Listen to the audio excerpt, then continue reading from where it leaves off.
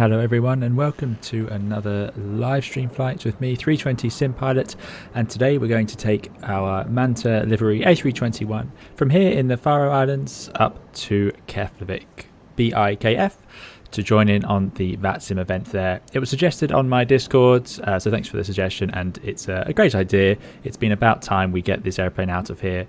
The last time I live streamed, we were a very different shape and size channel, so it's been a little bit of a while whilst we've been adjusting to some parts of that. Audio has changed as well, so guys, please do keep that feedback coming if you're not happy with the audio. It's a bit different and I'll just need to adjust it as we go through. So here we are, and I'd just like to say welcome to everyone. Thank you for joining us today. We have more viewers I think at the moment than we've had before ever, so if I don't get around to saying hello to everyone, I already apologize for that. I'll try my best to keep answering the questions as we go through. As ever, this won't be for any real world use, it's just for our use in Flight Simulator or X-Plane 11, whichever Airbus you happen to be using. So of course you'll refer to any real manuals if you need to. Right, just jumping into the chat. Hello and thank you all for joining. Ariel, good to see you again. Richard V, William, thanks for coming along. Sim737 Pilot.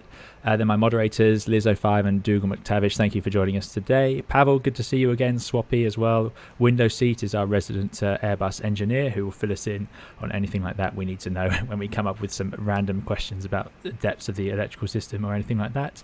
Matthew, Dave, Christian, thank you for coming along. Alex, good to see you here. And oh my goodness, so many names. Yes, Papa, good to see you again. Thanks for coming. We've got Bernard, oh wow, Andy H1302, who I think recommended this flight, so thank you for that.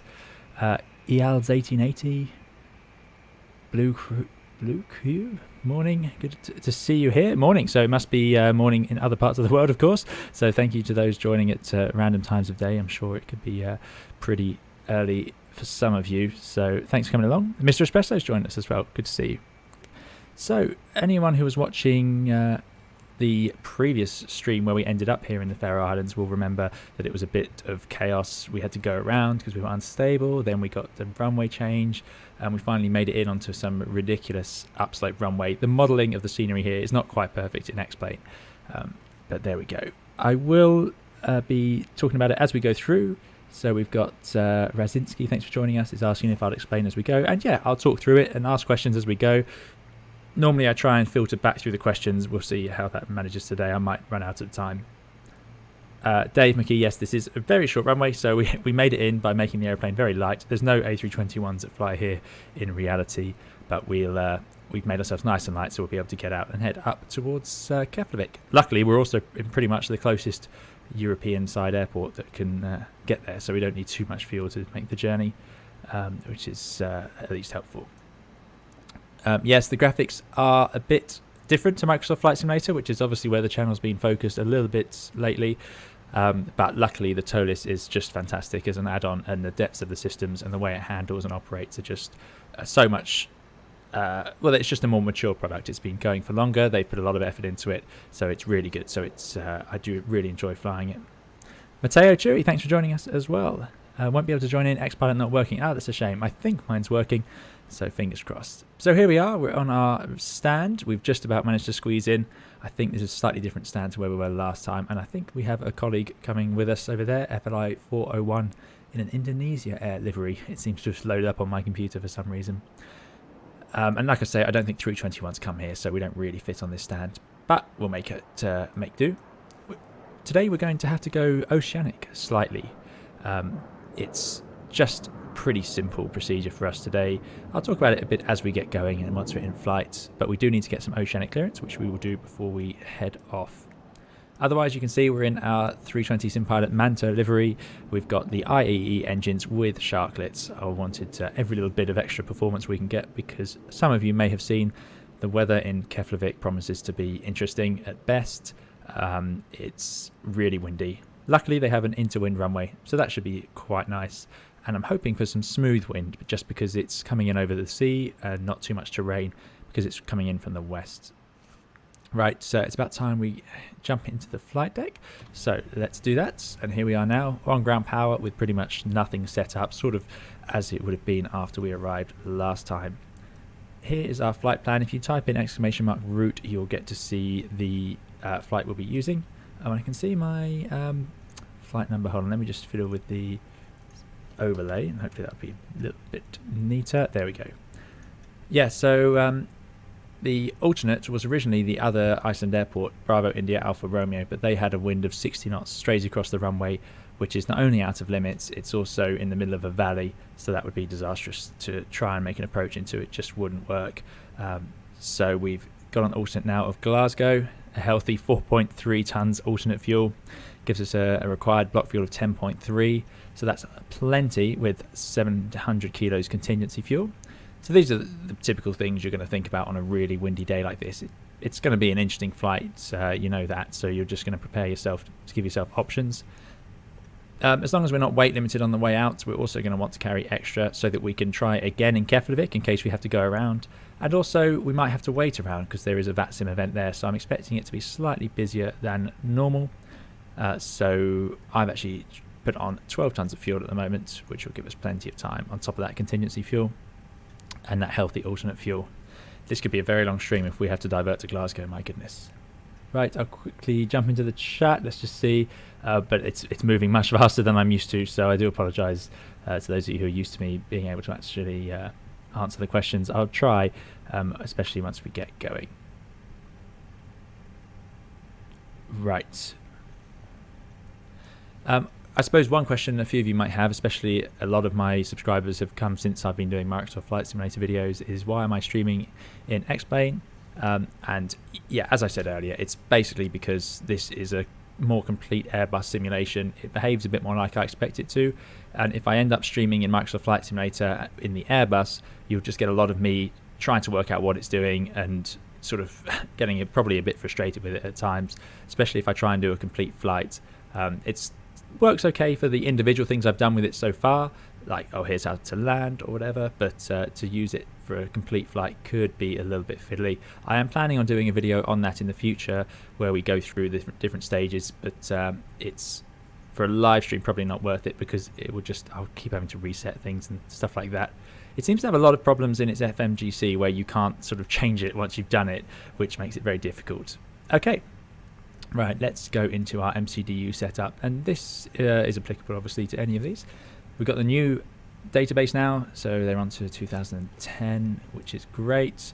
Otherwise it's the right airplane and the right engines, so that's our D. And in it now I'm going to bring up the Abby tab and let's get ourselves loading. It's a really short flight plan, which if I haven't done it in advance. Also, as you guys know, I'm nearly always struggling to get ready in time for these streams. There's always more to set up than you might imagine. Right, so we're going to go from Echo, let's get the route up, page 2, Echo, Kilo, Victor Golf, to Bravo, India, Kilo, Foxtrot, Keflavik, which is of course Reykjavik's airport, but it's a different town just down the road really.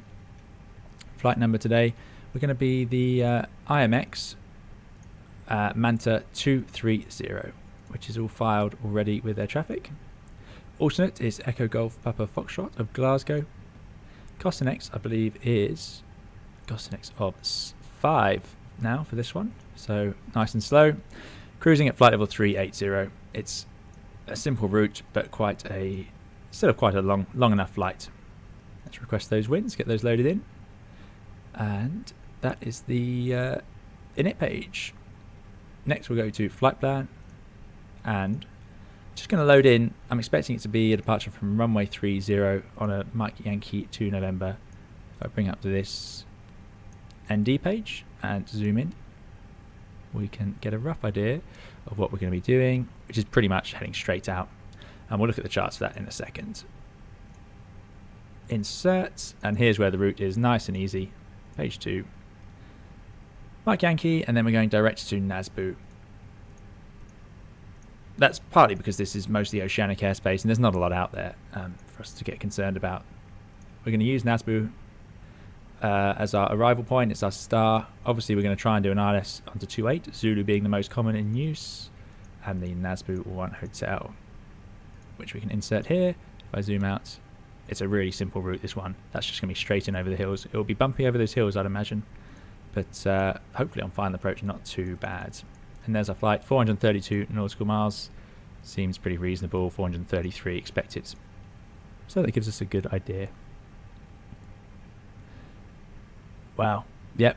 We've got a fair few more viewers, so thank you all for coming along. Sorry again if I've missed it or any subscribers as we go. But yeah, it's quite different to how we were last time.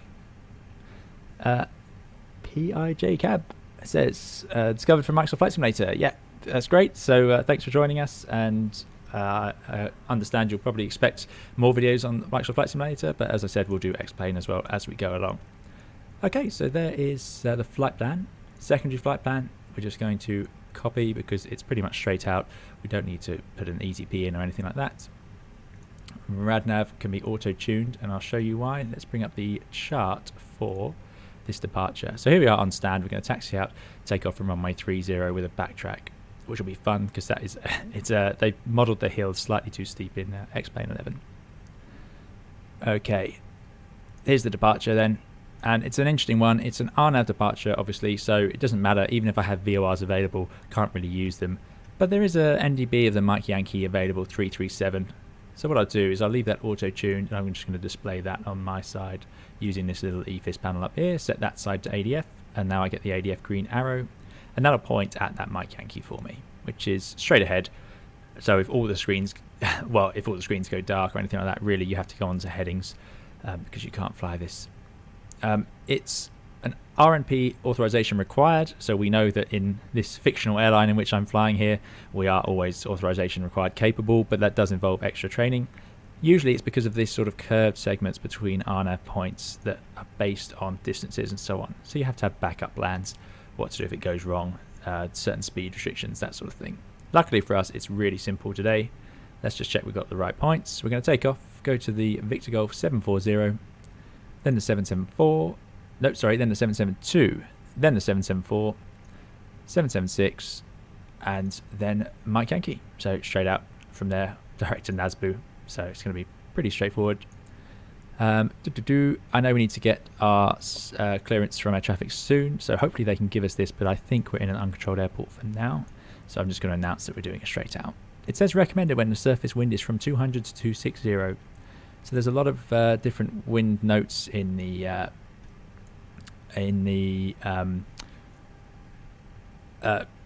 information pages for this airport, mainly caused by all this extra terrain around it. So you can imagine that you want to get straight out here. We don't really want to be turning in this area where we're going to have these hills, because it could be really bumpy, especially if the wind is more northerly.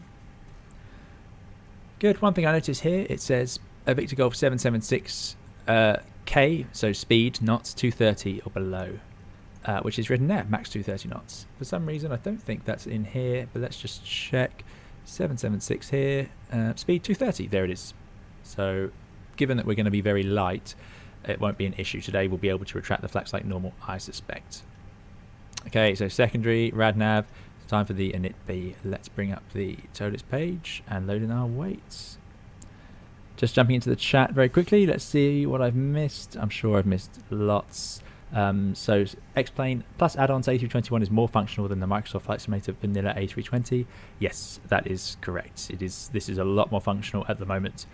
So hopefully the Microsoft Flight Simulator one improves, because the graphics are lovely. We know that the clouds, the effects, just excellent. But it could really benefit from some systems. Even if they don't add all the systems, I'd just like to see it more reliable.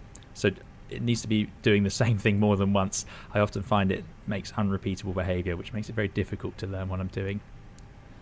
Fly24, thanks for joining us. Good to see you here. Fly24 did the music for our introduction and a lot of the music in my videos. If any of you are interested, do please head over to their channel, and you'll find some more original music as well as covers of Block Party, if any of you are Block Party fans. Right, let's go and look at zero fuel weight of 60 tons. You can see we only have 91 passengers with their bags, so it's quite lightweight. So let's put in the numbers then. 60 and 27.9. 60, 27.9. Pretty reasonable. Block fuel of 12 tons. As I said, we got lots of extra fuel. Takeoff weight 71.8, pretty light for a 321 really. So let's hope that this works. Can we take off flap 1? Well, it reckons we can from runway 30.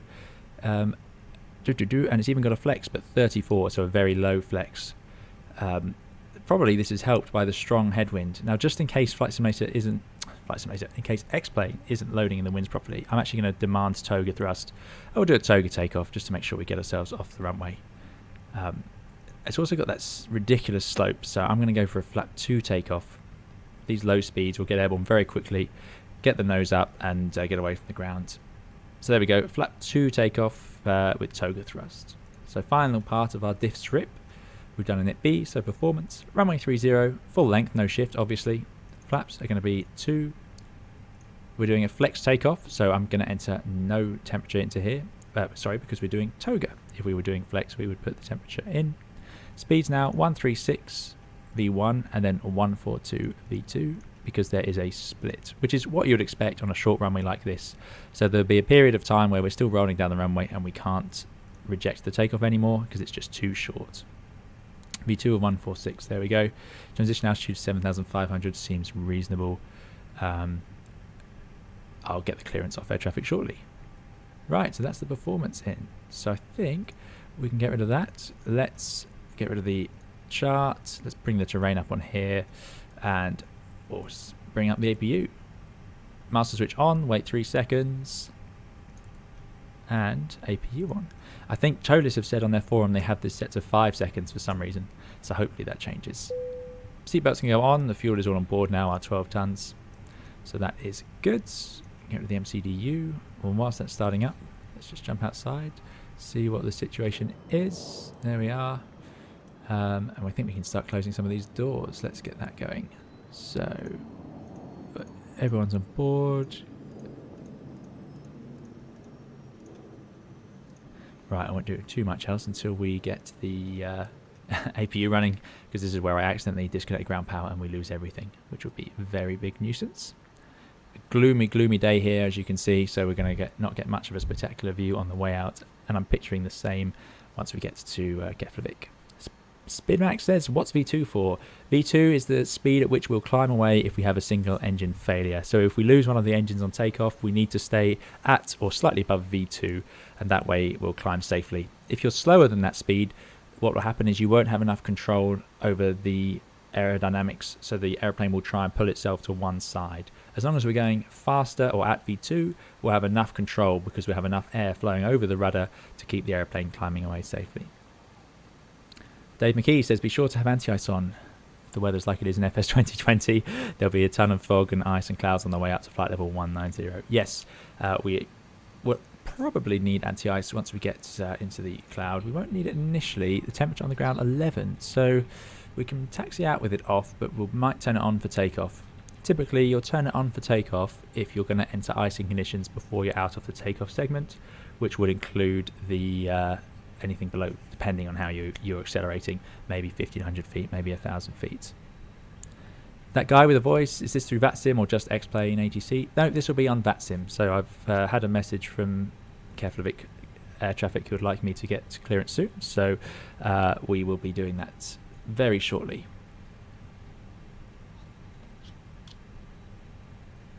If anyone doesn't know what Vatsim is, because I haven't used it in any Microsoft Flight Simulator videos yet, it's real people doing air traffic controlling. They have to be checked out. They have effectively some sort of not official qualification, but a internal Vatsim qualification to make sure that they are able to control the areas they need to. And sometimes they put on events like they are today, where they encourage people to come and fly with them. Initial climb clearance will be by ATC, so I'm just going to talk to air traffic shortly, and we'll find out if they have any idea where they'd like us to be initially. I think I have their message. I need to bring up Xpilot though to do that. Let's see if I can do that today without messing it up. They want us on 119.7. So let's do that. 1197. If anyone's wondering why the audio is, you might hear dings and things like that, this is the BSS sound pack, so it's got some additional parts to it. Okay, hopefully you can hear air traffic control in the background, so do let me know if that's going wrong. Corsi says, are you looking forward to the ToLiss A340? Yes, I am, very much. I would absolutely love to fly the A340 in next plane. I think that would be great, especially as it's the 340-600, which is definitely my favourite of those, and I'm sure for lots of people. And winds are 220 degrees, 10 knots, visibility 8 kilometers, light drizzle, overcast 200 feet, temperature 10, dew point 10. Okay, we'll wait till we can get a word in. I think this is, let me just check which controller we're talking to. This is going to be,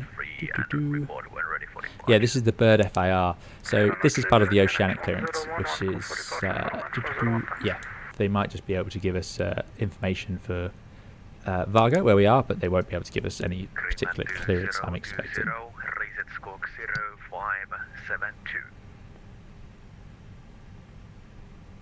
Of course, we have to wait because there's going to be plenty of people getting their clearance as they all join in on this event. Whilst we're here, QNH 1013 is already set. It should match up with the elevation of the airport. So elevation 280, we're slightly higher because we're on top of the hill at 320, so that's about right. Okay, let's see. Oh, I missed my chance. Typical. That happens all the time when you're in the real aircraft as well.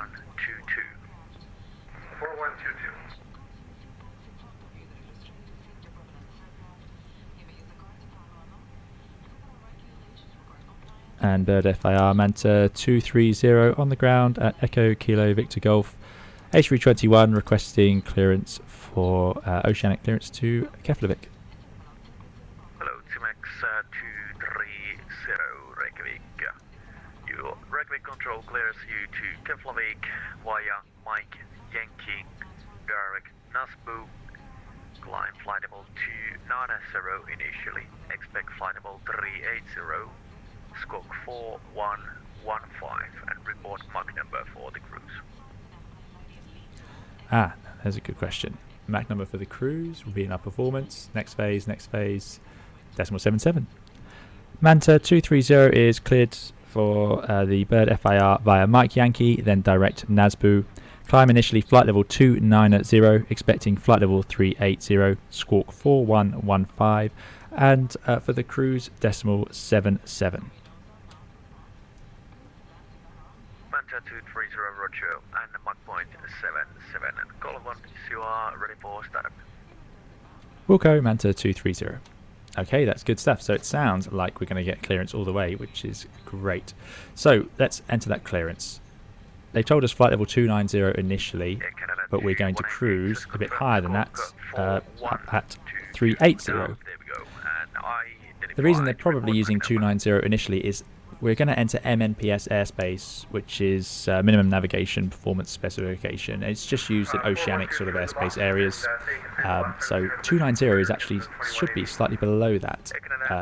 So probably we'll get up there and then we'll get cleared up into the MNPS when they can see where we are in relation to other aircraft, because we're sort of joining inside the oceanic airspace. We're joining from below because it's above us. If we were heading over from Europe, then we would enter oceanic airspace from the east, but we'd already be at our cruise level. So it's slightly different. Like I said, I'll talk about that more on the way to those of you who are interested. I know it's quite specific detail. But there we go. Squawk of 4115. 4115 is in the transponder. We got our 290 and Mike Yankee is our entry point. Oh, we have another aircraft who's parked right on top of us. Hard to avoid really when there's an event like this going on. And they've got a more realistic airline than we do. But similar colours, certainly. The WOW 830. Right. They want us to talk to them when we're ready for startup, so let's get ourselves ready for the final bits. I do have a generic Airbus checklist, so let's get the APU bleed on, external power off, get rid of that ground power, don't need that anymore, and let's see if we are ready for startup. Thrust levers closed. Got the windows and everything closed. Bring up our ground chart for our taxi out, although it's pretty simple. There's only one way out really. Got the QNH in, got our clear level, and we got our weights in. Okay, we'll get started up when we can. Okay, jumping into the chat very quickly while I wait for that. Oh, got a new subscriber, Chris B. Thanks for joining us. I hope you enjoy the stream. As I said, we'll do more Flight Simulator and Explain videos. I may do a Flight Simulator stream. I wanted to talk about that with you guys.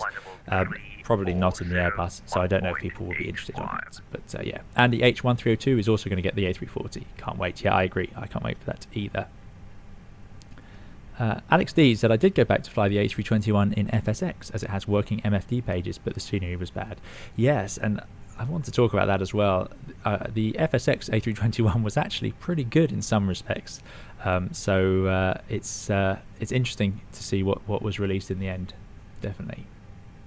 Hopefully we get a third-party Airbus soon in Flight Simulator. Did you get the last transmission? Fly24 says oceanic clearance and flying is one of the 5 dark arts. Yeah, exactly. It always varies. Some airlines will do it through ACARS, not always through radio. There'll be extra procedures, so you definitely want to have this checked with your other pilot. You may need to make extra notes. Airlines will have their own procedures and approval for using oceanic. Right, let's get ourselves startup clearance because it's going to continue to be very busy. So we'll let this Scandinavian get their clearance and then we'll get our startup. Manta 230, we are ready for startup. Manta 230, no startup restrictions, QNH 1011, time 27. QNH 1011, and we're starting up on stand 1, Manta 230. Okay, QNH 1011, it's slightly lower now, which is fine. Let's get ourselves started up. So my before start checklist says cockpit prep we've completed, the gear pins and covers are removed. Let's make sure we have our signs on and auto, which they are. Seatbelts are on, no smoking is in auto. ADIRs are nicely aligned in nav. Fuel quantity, we still have our 12 tons, slightly reduced, the APU's burned a little bit, but that's still plenty. Takeoff data in the FMGC is set, and Barra Ref set to QNH 1011. Windows and doors are closed. Beacon can come on now, which will tell the ground crew we're getting ready for engine starts. Thrust levers are at idle down here, and the parking brake is set. Okay, so we're not going to use better pushback today because we're just going to start up and taxi off on stand. I will get rid of the ground handling. They can all drive away. A little bit frustrating, there's another airplane here, but what can you do in an airport as small as this? Although there is a stand there, I could have just gone over there as well. Okay, so ground crew all disappearing, which is good. And what I always have to do in this really is we just hide it because it gets in the way. That WOW Air probably can't see that I'm on this stand because I'm actually slightly behind them. Okay, so let's start up engine 2. They might want us to be squawking. Was that directed at us? It could be, because you typically put that to transponder as soon as you were taxiing out, but of course it's good to have it done before startup. Right. Ignition starts, bring up the engine page. We've got 40 psi, so we have pressure. Let's start engine number 2. So 2 goes on. We'll start our timer, which is on the navigation display. And if we look on the engine display, we can see N2 is increasing, EGT is reducing because we're blowing cold air through the engine. Fuel flow is at 0. Once it's motored around a bit, fuel flow will increase, and then we'll see the EGT increase. So there we go, fuel flow, EGT increasing. You can see ignition system A is active. This is something Microsoft Flight Simulator has all wrong at the moment, but I know the fly-by-wire team are working very hard to get that sorted. And up it goes. Looking good. Just jumping into the chat very briefly. Bird Center, hello. Arctic Eagle 11, climbing through flight level 130 for flight level 190. I don't know, I'm struggling to join in with the chat at the moment. It's just so many things. That says available, and that's working. I am Dimitri, there we go. Greetings from Vancouver. Good to see you. It has been a while, so all is well here. I hope all is well with you over in Canada, absolutely. Yes, if somebody did ask what I'm using, it's the T-Flight HOTAS for, but I don't recommend it for the Airbus products, to be honest, mainly because the thrust lever is too movable, so I constantly end up accidentally moving the thrust levers out of the right gate. Right, let's start engine 1. flight level 100, cleared for... It shouldn't really say A, because for now it will just be spinning. The igniters won't run until it's already got fuel flow going in. But there we go. So it just shows you none of these things are absolutely perfect. N2 increasing, EGT reducing, and we'll get ready to go. Atomic FPV, good afternoon. Thanks for joining us. Faroe Islands 401, reporting 7000 CPDLC. Chris H says, has you flown this route IRL? I don't know if any airline flies this route. I'm not even sure. I don't know if I've forgotten the name of the airline that flies from the from Varga, but I'm not sure they actually fly this route. Certainly not in a 321. So no one's flown this route in real life. Mach 0.79. Follow 8320, thank you. You are cleared to Keflavik via Mike Yankee, direct Nasbo, climb initially flight level 290, and expect flight level 340. There we go. Engine started up, all available. We'd make sure we've got rid of the ground crew. I can go back to normal. Turn off the APU bleed, and we'll turn off the APU. Don't need that anymore. Then we're going to arm the spoilers for takeoff, so that if we reject the takeoff, they will come up on their own. We're going to have the rudder trim at 0. We're going to check our takeoff CG, so it's 29.2.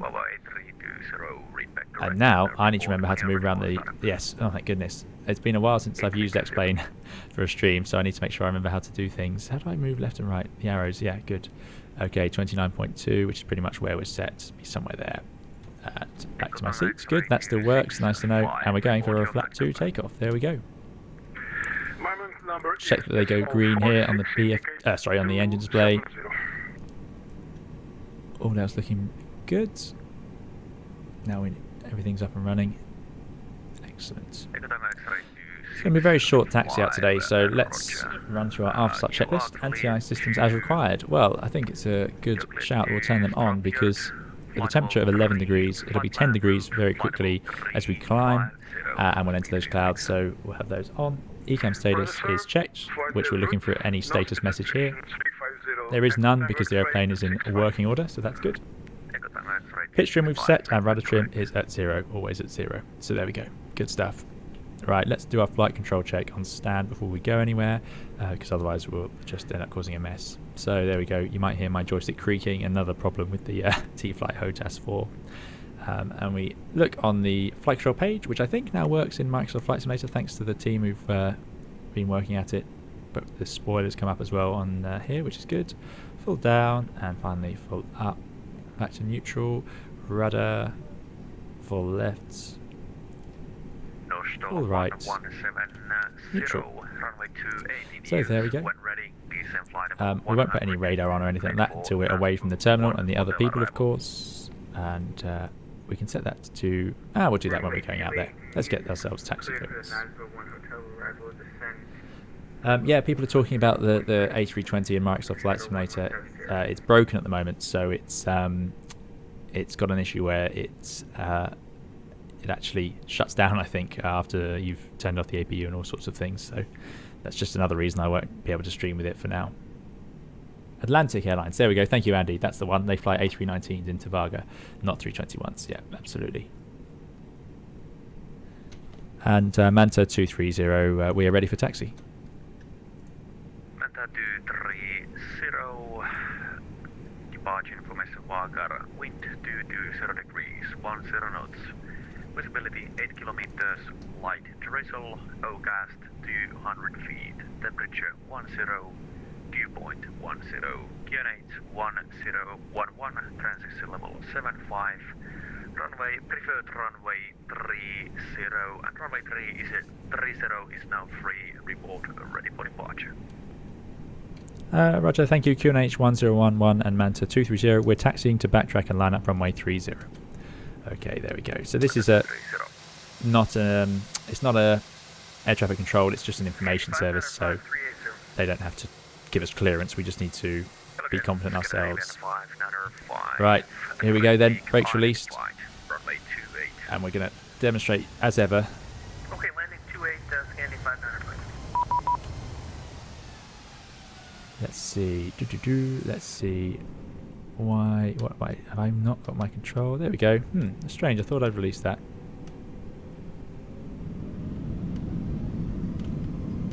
let's go and head out to the holding point. I'm on airplane. It's because this ridiculous slope modelled in X-plane. There we go. It seems to get really stuck. But there's the amazing turning circle of the 321. Right, I've got a message from Vatsim, so I will have to answer that before we go. So let me just taxi out to the runway and then we'll deal with that. That plane was really not wanting to move. I know there is a bug on the ToLiss when you try and taxi. There we go. This whole apron is far too congested. I don't know if I'm in trouble with Vatsim. I've got a supervisor asking me questions, so I've probably messed something up. It's maybe making up my own call sign. I've got away with that for this long, but I know it could be against. Well, I don't know. Let's find out. Right, there's the stop bar at the holding point, so you can't miss that. Done our flight controls. Let's get the radar up and running. That should be on system 1. Set that to auto. Set that to weather and turbulence. Set the TCAS to TA-RA. Oh, and here we go. As I've always said, the Airbus does not respond well. Most jet airliners do not respond well to gradients. So X-plane has modelled slightly steeper gradients here than we're used to in real life. As a result, you might find you need more thrust than you'd need to use in a real aircraft. But even so, any sort of slight hill, these aircraft are very bad at going up and down because they're just pushing air out, and you have to be careful of the jet blast. Right, let's get here and let me just see what I'm in trouble for, so bear with me guys. Okay, bring it to a stop, set the brake, and let's see.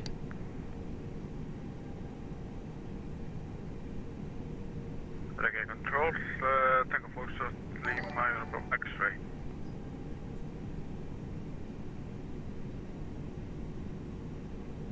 Hello, Tango Foxtrot, Lima Uniform, X-ray, Reykjavik.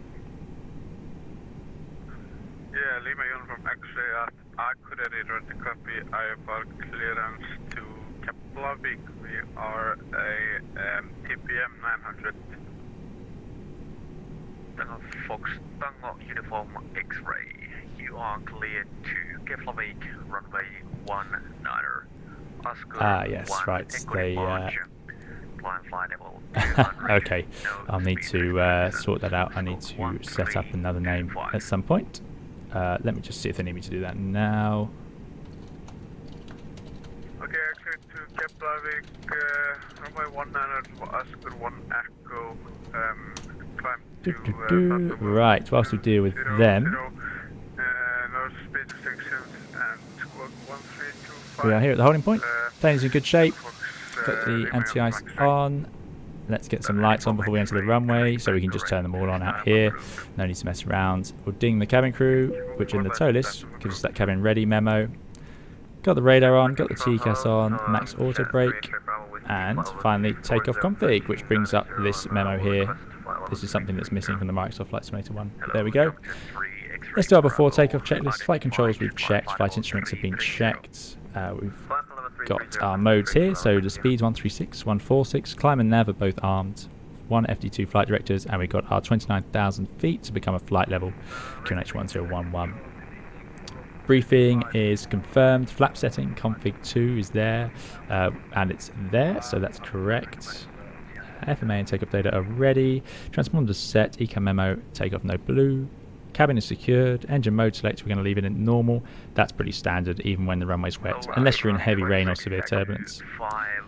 TCAS is TA-RA, packs can be on. I think I saw someone asking, would you not turn the packs off if you're worried about performance? And you would, and you might need to. I forced it into Toga because I'm concerned not so much about the actual performance, but more the issue of this hill, and I know it's modelled incorrectly, so I want to make sure we've got enough thrust. So I actually think we'll be alright, because we've overdone it really with the thrust. Oh, let's just answer these people. From Eastwick, maintain flight level 340, Mach point 79er. Now I don't know why it's appearing on my screen. I didn't used to do that, so that's that could get me into sticky trouble while I'm streaming when I continue to get in trouble. Nick Johnson, thanks for coming along. Glad to see you've joined us today. I'm glad the videos have been helpful. That's great. Overcast 254, read back correct and return to previous frequency. I really don't want to go back onto stand. Let's see. I mean, worst case, we'll just have to disconnect from Vatsim and make it happen next time. Let me see if they'll be. Let's see if they'll be generous. Huawei 320. Information for Vagarat. Wind 200 degrees. 9 knots variable between 160 and 230 degrees. Visibility 6 kilometers. Overcast 200 feet. Temperature 10, 2.10. QNH 1010. I'm just going to ask our traffic. It's been a little while, so let's find out if there's any other traffic around while you guys enjoy my little drama with Vatsim. I knew eventually it would catch up with me. I've always got away with it. Pavel says, why is it always 9er and why not 5er? And I'll talk about that once we get going. That's an interesting question. QNH 1010, wow, 8320, we will taxi and hold short of runway 30. 8320. And Manta 230, holding point for runway 30, just requesting to know if it's clear for a backtrack. Manta 230, affirm, runway 30 is free. Report when ready for departure. Wilco Manta 230. And here we see that glitch again. Oh dear, what's going Is it on? possible to get web information? There we go. Arctic Eagle 11. Arctic Eagle 11, unfortunately. So it's only orange lights. Interesting. Some airports use these for stop bars as sort of advisory, where you need to make sure you get further clearance. Oop, let's make sure we go the right way. If it's red though, you need it to be out before you cross it. We may have to disconnect from Vatsim here because I don't want to get in trouble and ruin it for the for other people. And I have to see what I can do about the name, because obviously I'd rather not have my name displayed live on the flight when we go. I've always got away with it before this. So what we'll do is let's go and line up and then get in the air, and then I'll disconnect. Bit of a shame, but there we go. No one gets special treatment, and I totally understand that, says that guy with the voice. That makes sense. It's very fair.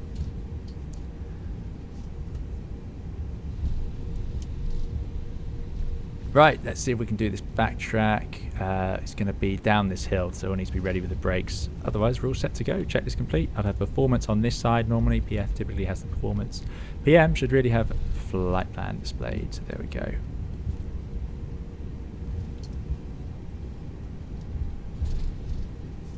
Right. Arctic Eagle 11 cleared for descent into uncontrolled airspace on Akureyri QNH number 78, transition level 80, report intentions. Let's see. Now, is there a turnaround bay here? I don't remember. So I'm using the brakes now. So if you ended up on a hill like this in a real aircraft, I don't know what you'd do. I doubt it would even, you'd be able to even, you'd probably be able to stop it because the brakes are very good. But in terms of turning it, it will be very hard because the aircraft will just be so, that little nose wheel won't be able to take that sort of strain. I mean, I'm using my brakes to the best I can at the moment. It's still hardly working. Alright, let's try and use this turning bay. This is easy 257 with you, climbing to flight level. I'll have to think up a shortened name I can get away with. That's it. Round we go, probably a bit fast. And now we're going to run out of energy because we're going uphill. Go on. We're going to have to really rev those engines.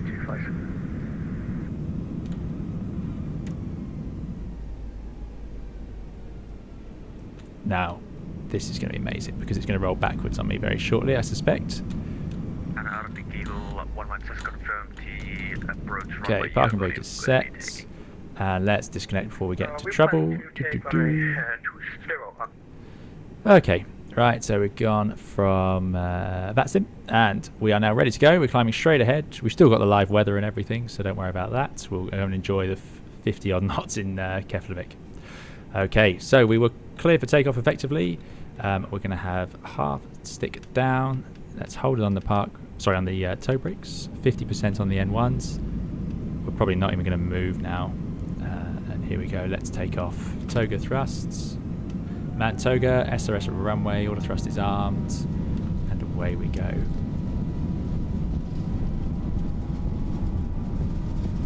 It is going up the hill, which is great news. using a little bit of rudder just to keep us on that centre line. As we pass through 80 to 100 knots, we'll release that pressure on the side 6 to neutral. And here we go. My streaming microphone now is in the way. And here's V1. We can't reject and rotate. Let's get ourselves off the ground on this hill. 3 degrees a second. Positive climb. Gear coming up. And nav mode is engaged, which is what we would like to see. And this is proper flight director guidance. Sort of steady at 19 degrees, 17 to 19 degrees. Up we go. Straight out, straight ahead, which is all very nice. Following those flight directors. Quite simple. There's 1500 feet above the ground. So we can lower the nose onto the flight directors, bring the thrust levers back to the climb gate. Thrust climb, auto thrust is engaged, lowering the nose. Autopilot 2, sorry, autopilot 1. And auto thrust engaged. Speed is accelerating and we're above our green F, so now we can bring them in one stage, so they go from 2 to 1. If we had taken off flap 3, we'd have still gone from 3 to 1, because on takeoff that's just how it works.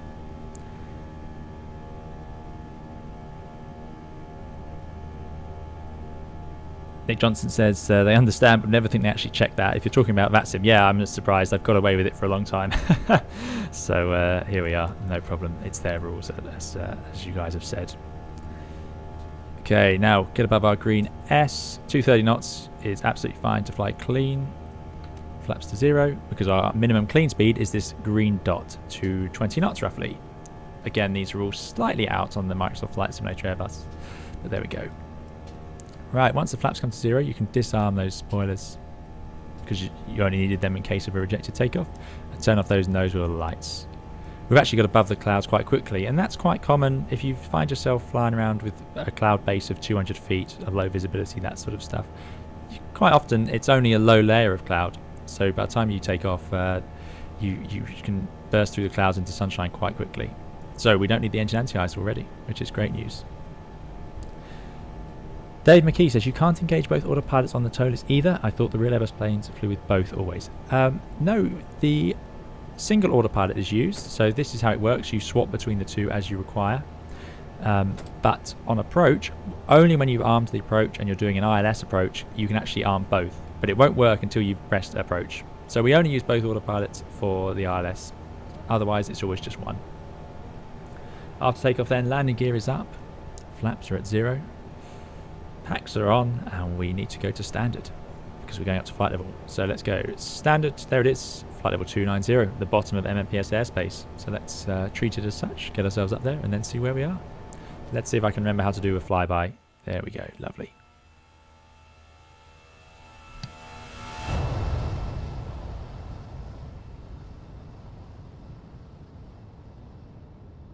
You know, I always liked the X-Plane default clouds.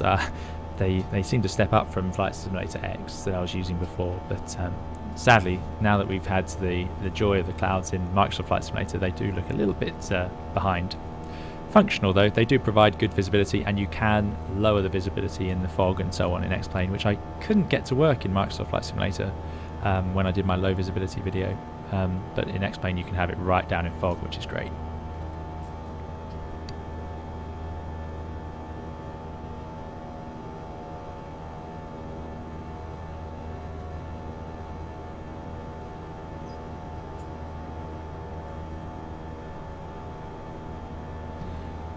Right, let's just check I haven't missed anything up here. So there's through 10,000 feet already. We're nice and light, so we're getting great performance. We're accelerating to our normal climb speed, so that's about 299 knots at the moment, it seems. What else are we going to do? Well, we can go into the FMGC. We can clear out the secondary, or sorry, copy the secondary, so it just matches up what we've got. Radnavs can be clear, well they are anyway. And let's set that to airport, so we can see what's around. Funnily enough, we won't see a lot. We are heading straight out over the ocean now. So pretty much we're going to have Varga behind us and then Iceland in front of us. Not a long flight this one, so I'll need to get set up fairly quickly. Otherwise, we are in good shape. Jumping into the chat quickly, so Kutluk Atale says, good to see you in videos, and thank you for joining us in the live stream. Got a question about the game. Trying to decide between FS 2020 or X-Plane 11. If I buy X-Plane, do I need to buy any add-ons for Airbus? Yes, X-Plane does not come with any Airbus included at all.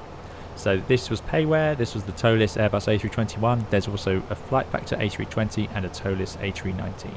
They are very good. They are more mature products, so they have more systems modelled and they've had lots of bug fixes and so on over the years. So I really like them, but ultimately you have to buy X-Plane and this add-on at the same time if you want an Airbus.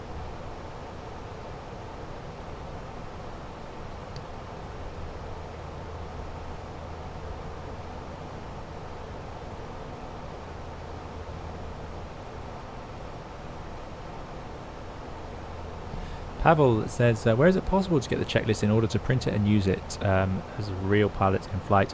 I assume you mean, Pavel, that you want a checklist to use like the one I'm using. It's in our Discord, so if you type in exclamation... Well, I think Pavel's in our Discord already. Pavel's a long-time viewer. But it's in our references section. Matteo kindly worked on the checklist and has included a generic Airbus checklist, which is the one I've been using for now. You can also get an extra one that works with a plug-in X checklist, and then it will run through every system you need to set up, which is great when you're learning to fly the Airbus.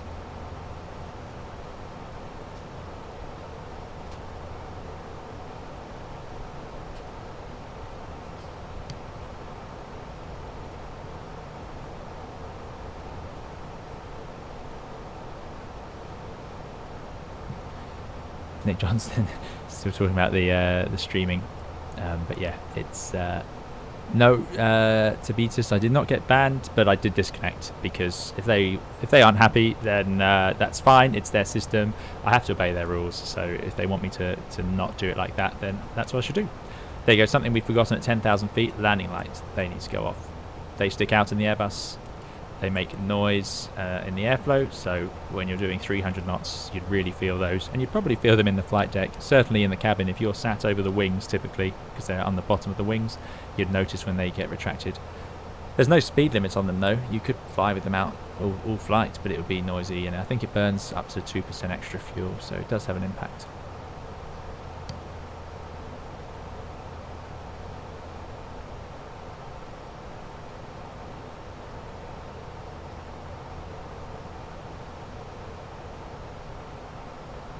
Vladimir says have to put an overlay over the text box to block it out. Yeah, that is a possibility.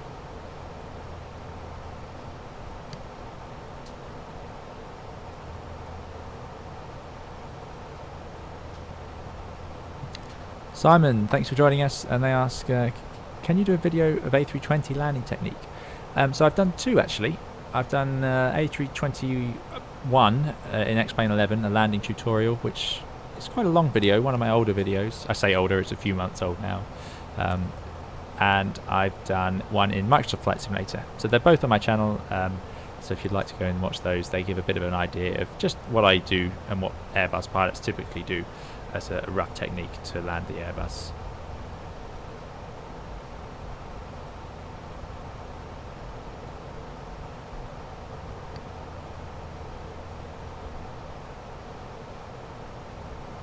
Razinski says, I hope you don't give up on Microsoft Flight Simulator. No, I won't. I will continue to make videos with it. I think it has a lot of potential. Of course it does. It's a platform, and we'll see other models, aircraft added to it, and I'll be keeping an eye on those, as well as the mods for the A320, which keep coming out.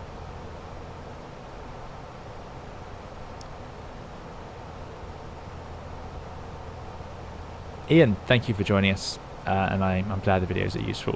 They're just a bit of fun, but thanks for coming along.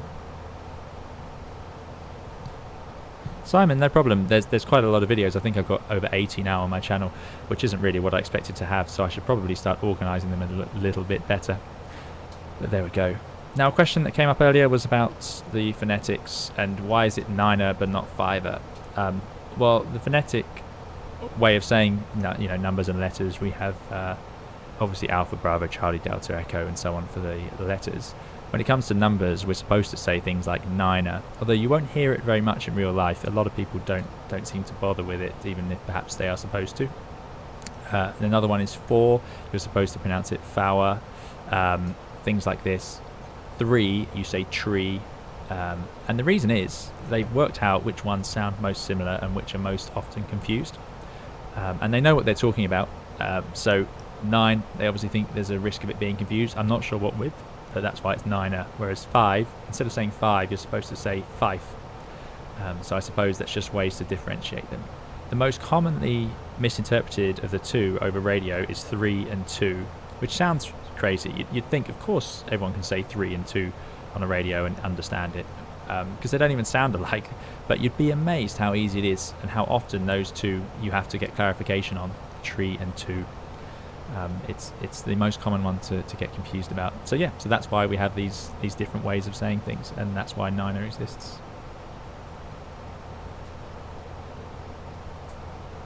Nine can be confused with 1. There you go. And I can believe it, because all sorts can be confused between each other. Alex D says, what exactly is expedite light next to APP? So that's this one here, and I can show you.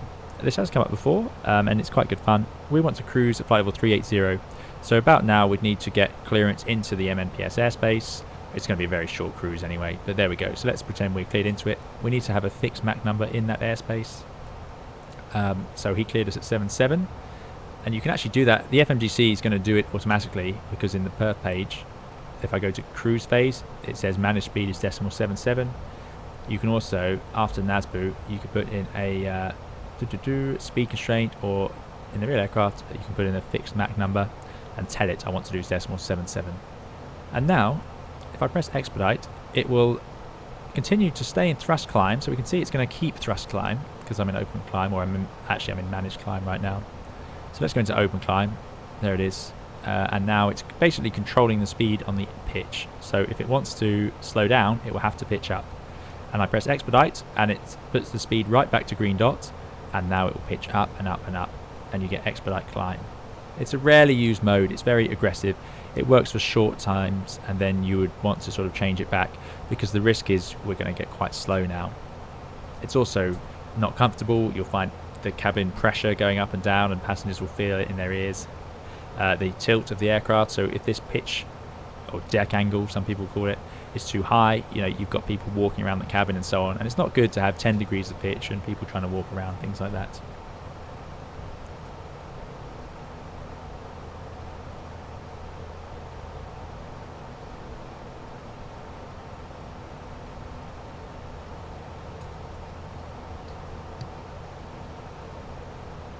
A good question there from So High So Good. What's the average landing rate a real Airbus pilot would be more than satisfied with? Well, I've said this in some previous videos, that the landing rate is it's not something we measure. You don't see it. There is a vertical speed indicator, but it won't really tell you your landing rate as such. So the actual rate at touchdown is just not something we measure. It's just as long as you're in the right part of the runway, you're at the right speed, everything's safe, then you'll be quite happy with the landing, as long as it's not too firm for whatever reason. And if it is too firm, there would probably be a reason. So your speed was wrong, or your flare was wrong, something like that. But we don't actually know, so I couldn't tell you a typical vertical speed of a good or a bad landing. G-force is something you can read, and the computers pick up on all this information, but that just gets saved in the database and sent to engineering and so on. You don't really see it unless you search for it. So here we go, expedite, bring us right back. And now I want to change back to open climb. I can just pull, there we go, open climb. But it will take us a long time to re-accelerate up to our climb speed. And as you can see, even after I've told it to put the nose down, it's very slow at doing it. The Airbus is quite slow with the pitch. It doesn't want to do it aggressively, because of course you've got people walking around in the cabin. It's not a good idea.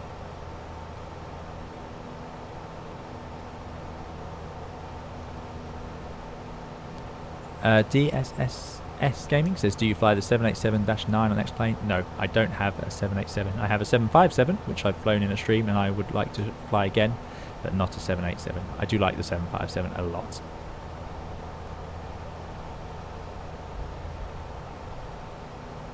Sasan says, how many feet do you commence the flare? I feel like I'm doing it too early.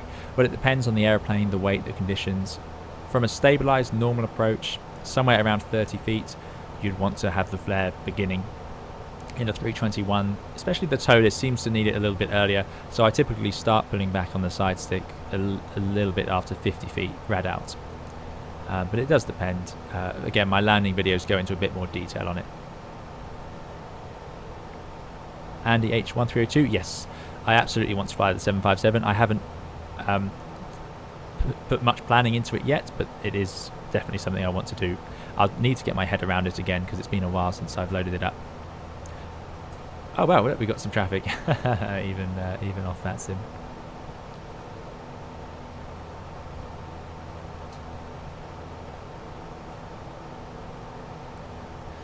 Mr. Boss, greetings to you from Israel.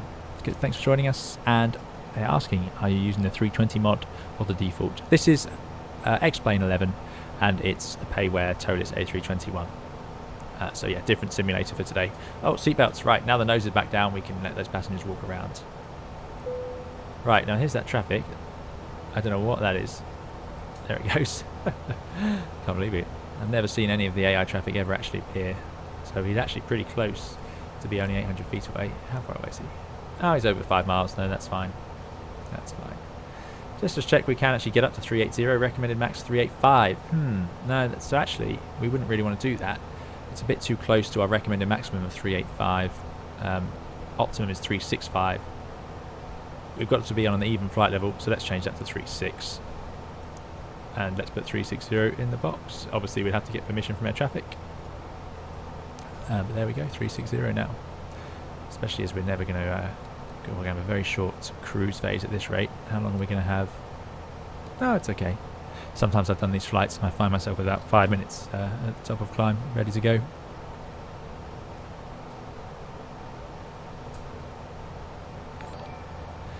Mr. Boss 49, thank you for subscribing. I hope you're enjoying the stream. On the other videos, if that's I don't know whether Mr. Boss is watching or not. It doesn't always make it very clear, but thanks for subscribing.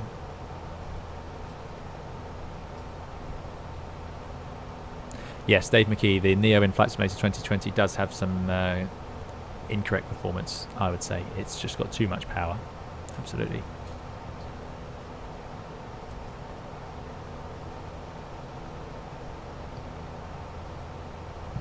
Dimitri says, I find the plane a bit slippery on the later stages of the descent and approach compared to flight factor A320. Is it like that in real life? Yes. It is a bit more slippery, it's heavier, and it's got the same size wing. Richard, thanks for joining and thanks for subscribing. I hope you're enjoying this stream. But yes, Dimitri, yeah, it has a same size wing pretty much, slightly more flap out when you put the full flap out, but it's heavier. It just goes through the air a little bit faster, so it can be a little bit slippier, definitely. Erosian 8 says, can pilots fly more than one commercial aircraft type, or are they stuck with their one single designated aircraft? Could you fly a 757 IRL? So pilots have a license to fly, and then you get a license to fly commercially, so to be paid to fly, and then you get a license to fly as a captain on an airliner. Then you also need a separate addition to your license, which is your type rating, which lets you fly a specific aircraft, and that has to be renewed all the time. So my license is to fly the A320 family. So the A320 is a bit unique because the cockpit, as you can see, looks just like an A321, an A320 and an A319 and even an A318 all look the same, and my license lets me fly them all, so I can fly different versions on the same day. To fly a Boeing 757 I would need a separate type rating, and I can't have two of those running at the same time, so I can't fly an Airbus one day and then a 757 the next day. I'd have to be trained onto the 757 and then stay on it. The 757 type rating also lets you fly a 767, strangely, so you could fly both of those at the same time. Embraer 175 and 195 might be another example of that. They're very similar cockpits, so you can fly both. And I think the 777 and 787 are the same. So it's a more common thing these days. Another example, A320 family and A330. But I don't think you could be allowed to fly those on the same day. I don't think. There you go, Marco says you can have two current type ratings, but you can't fly them on the same duty period. But whether that means they can be Macau Cruise, there we go, leveling off.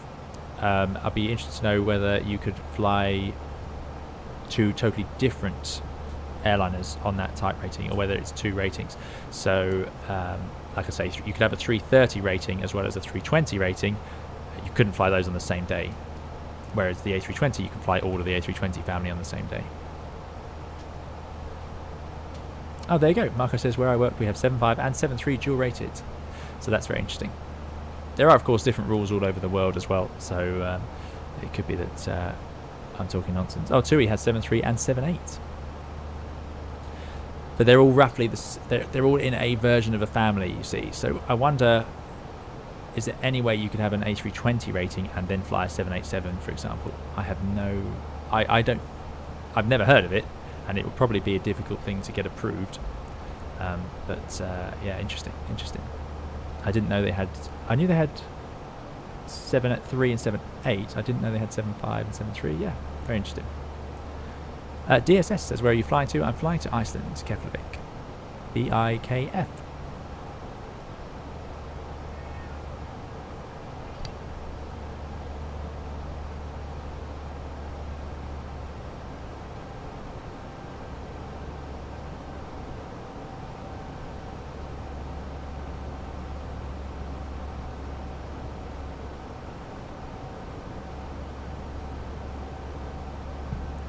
Right, sorry about that. Right, let's get rid of these charts then. We're now up in the cruise. Time to start thinking about the IKF. Let me bring up the Avi tab nice and full size so we can get a good look. And let's face the music of the weather. Yes, somebody heard the cat. I wasn't sure, but my new microphone seems to pick up everything. Right, Keflavik doesn't seem to want to show us the weather. That's interesting. Oh no, disaster. I wonder why it's doing that. Because the ages won't work because we're not on Vatsim anymore. Yep, cat's either hungry or desperate for attention, Andy. Absolutely. A random Scott says, is that airport no longer making the game crash? This is X-Plane, so I'm hoping it doesn't. I know there was a problem in Flight Simulator where it did. Right, okay, so that's not working. Let's bring up some charts and I'll just get the weather from the real weather, because X-Plane should be downloading it. Well, the magic of this and not being on Vatsim is that firstly we're going to get no delays, so we can go straight in and we can do whatever approach we feel like. So I can tell you which one I feel like. We're going to do nice, simple, straight-in ILS over the island, which I've never done in real life, but it would be nice to get this view. They don't tend to use this runway for landings, they tend to use a north-south. So, Avi tab, and we want the arrival, Nasbu, and we're going with the Nasbu Hotel, I think was the plan. Let's check in the MCDU, you can press flight plan, select next to the airport, arrival, one hotel. Okay, Nasbu. I don't know. This scrolling through charts is surely one of the worst things to do on a live stream, but there we go. Right, Nasbu 1 hotel. This is an RNAV 1, so we need GPS to do this, which is absolutely fine. Altitude is based on hectopascals, like Europe. It says inches on request. So that is for the Americans coming over. Nice of them to do both. We are RNAV 1 capable, as always. And here's the arrival from Nasbu. And now I'm just going to check it, and I can see it down here. Nasbu through to air tier, above 11,000 feet, or above flight level 110. Then KF 127, KF 328, 7,000 feet there. And then finally Adoba, 230 knots, below 6,000 feet, above 3,500. The terrain isn't too bad on this flight, so these restrictions will keep us safe. We'll just follow them along. I'll talk about holds as well once we head down. Where are we? So after after Adoba, which is effectively our clearance limit, it says so. So we don't go past Adoba unless we're cleared to by air traffic. And they haven't provided us with a hold at Adoba, so you'd have to make sure you did get some sort of clearance. And we can bring up the approach. And I want to do an approach onto runway 28 because the weather is straight down that runway. It's actually out of limits for the Airbus on some of the others when it's gusting over 40. Let's just see. I'm sure a few of you are more aware of the live weather around the place. Let me just bring up Keflavik's weather on the aero weather, which I'm sure a lot of you know about or use. And it's currently 270.24. Yeah, so that's fine. You could land on obviously a crosswind with that. With CBs, oh, it's not too bad actually. The forecast has improved. So you could also land on 1.9, but we'll go straight in and land with that headwind. Oh, someone says we're descending. No, we should be level at 360. So I'm not sure where Matthew's seeing that written, unless you're looking at the flight ahead of me, because I'm no longer on Vatsim, Matthew. I had to not be in it. Nick Johnson, no, I don't use any payware add-ons for X-Plane. This is all default weather. Right, so there we go. Straight in, and that brings us to our approach, Adover, then KFI 2.8, Ardell. Ardell's here at 5.1 miles, quite low down, 1800 feet platform, so that is quite late. So I need to make sure we are, basically I want to be gear down, flap 3 as we pass through that point, or configuring fully from that point, so by Ardell, and finally straight down to our landing. It's a pretty straightforward approach. 3 degrees descent angle. I don't know if you guys can see that, it's probably quite small. Let's zoom in. 3 degrees descent angle, so that's all quite standard. So that's the flight plan check. Let's see the go around. I think it's straight ahead. Yeah, look at that, lovely. Straight ahead on 284 to 3,000 feet. So let me put that into the go around phase, 3,000 feet. So the flight plan is checked. Next will be RadNav. I don't think I've done an approach FMGC setup in Flight Simulator yet, but this is the one I use in X-Plane. It's a pretty standard Airbus thing to go flight plan, RadNav, progress, performance, fuel prediction, secondary. So flight plan, we've chosen our arrival and the approach, and we've checked the waypoints and the coding and the go around. RadNav, it should be tuning the ILS, but there's a glitch in ToLiss where it does it too late, so I should already really be able to see that, so we'll keep an eye on that. Progress page, let's put in the runway threshold, so Bravo India Kilo Foxtrot, runway 28, and I'm going to write that in here as a 2 point, gives me the distance to go, so we're still 270 miles away. Doing quite well actually, normally I'm much later on this. I can see that GPS is still working, so I've got GPS primary, accuracy high.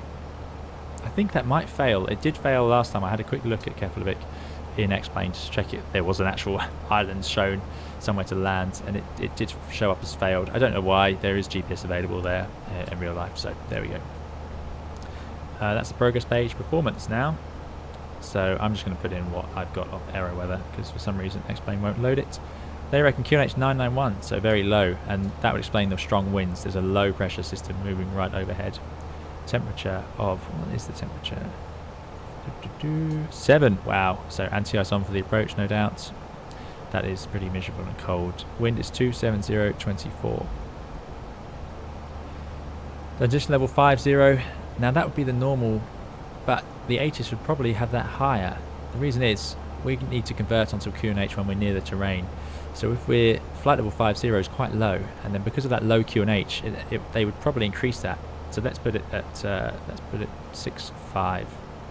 But normally the ATIS would tell you that, so you would know. Good. Let's do a flat full landing because it's very windy. We're not expecting wind shear as such, but, so flat 3 won't really benefit us. But flat full will give us a little bit more control, and the engines will be spooled up higher on approach, which is good for us. So let's put in the MDA.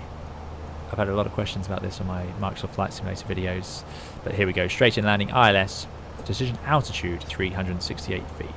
So MDA altitude 368, which as we can see is 200 feet above the runway, so a standard Cat 1 ILS minima there, because the H is in brackets, which is your height above the runway of just 200 feet.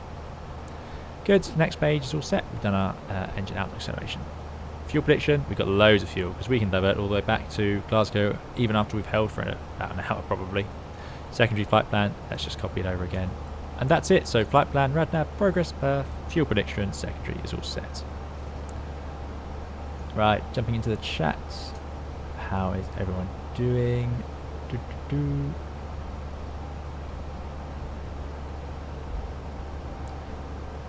Sim737 pilot says they're using Active Sky XP and it's great. Yeah, a lot of people enjoy that. So I should probably get round to it. I just have been very lazy with my X-Plane weather. It does seem to have something good showing because we've got 94 knots on the nose, which is a strong headwind coming from that low pressure system. if you have a huge change in QNH, like we've just had 1011 to 99, what did I say it was? 991.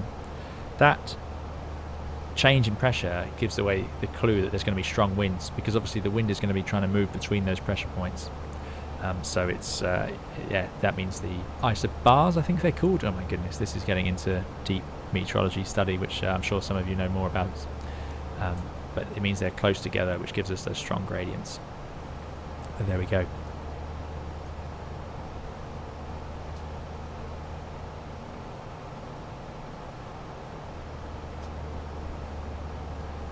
A random Scott says, can I ask how you become an airline pilot? Did you always want to be a pilot and got your private license early?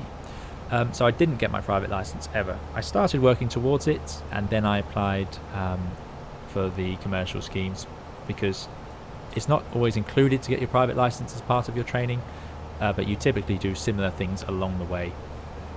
But to fly privately still costs money. You have to keep it current. You have to continue to fly small single-engine piston aircraft, which is obviously not cheap.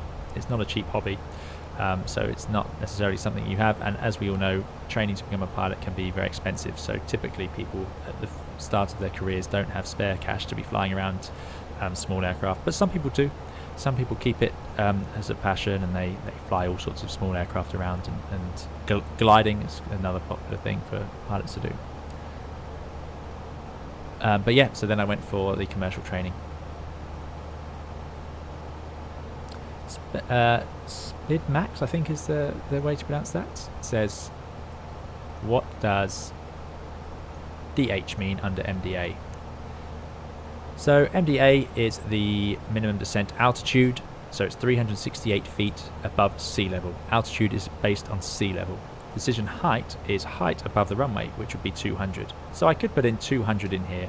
The height is based on the radio altimeter, and it's your exact height above the ground beneath you. We always fly around using altitudes, we don't use height, but for low visibility operations then we would use the height. So for Cat 2, Cat 3, because the radio altimeter is more accurate in the last few feet and the minima will be calibrated. Because the radio altimeter can land the aircraft, it's very precise. It bounces a radio signal off the ground and then back up, and it times it, and it can work out exactly to the foot how high you are above the ground, probably even more accurately than to the foot. And the minima it uses has to take into account things like, is there a house on final approach, so that could change it by 30 feet, something like that. You might have heard the cat appear again. Captain Alex is asking what airline I work for. Do you keep it private? I keep it private, just because obviously nothing I do here represents anything except my own opinion. It's nothing to do with any company at all. These aren't official procedures either. This is just me showing you roughly how to do things in the Airbus. And also, I don't want to be seen as representing any of my colleagues, because that's not really fair. It's not something I have the right to do. So I'm just representing myself here. So I keep that to myself. But thanks for asking. John Maguire says thanks for the post. Just got a random promoted video. I'm glad they've helped you get into flight sim, and I hope they help you enjoy it, because I know a lot of people seem to be a little bit well, I certainly was before I flew the Airbus. The Airbus was a bit of a mystery to me, so I had a bit of a hard time even starting the engines. I remember. Here we go, entering some of that turbulence now. Look at that wing bouncing around. So I'm glad that the videos have helped you get into flight sim, because I've had many happy hours over the years in Flight Simulator, and it certainly helped me get into aviation when I was younger, because I just was absolutely in love with it.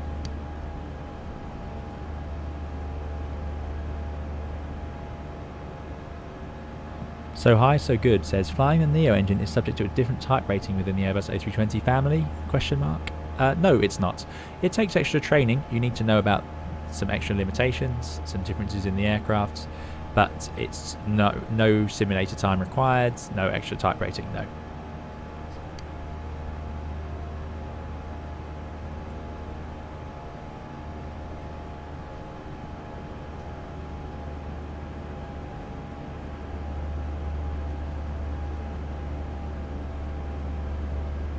Tyler Dola has a good question. How do you have all this time for flight sim? Are you out of work right now? I'm not out of work right now, thankfully, touch wood. I know a lot of people around the world are, and that's terrible. There is less work at the moment, as you can imagine. Certainly when we were a few months ago in the peak of the pandemic, there was more time for Flight Simulator, but as you can see, my videos are less frequent now as I do have work as well, so I sort of fit in Flight Simulator around it. Chickpoint says, is there a rule within aviation that you can't be colourblind even for private flying? I don't know the answer to that. Check in your country, because different authorities will have different rules, especially for private flying. For commercial flying, I'm imagining it's a rule because, as you can see, if I go to the flight deck, so much is based on colour and interpretation of the different colours so that you can understand what mode we're using. And you know, of course, I would love it for everyone to be able to fly, so I hope there's ways around it, but I don't know, so you'll just have to check with your authority, but it's certainly something that is checked, absolutely. But for private flying, I don't know whether they use as much colour-based systems as airliners do, because airliners have a lot more information to talk about. Things like all this FMAs and so on, which is just so crucial, use colours, whereas in Cessna, it doesn't, unless you're using a G1000 or something fancy like that.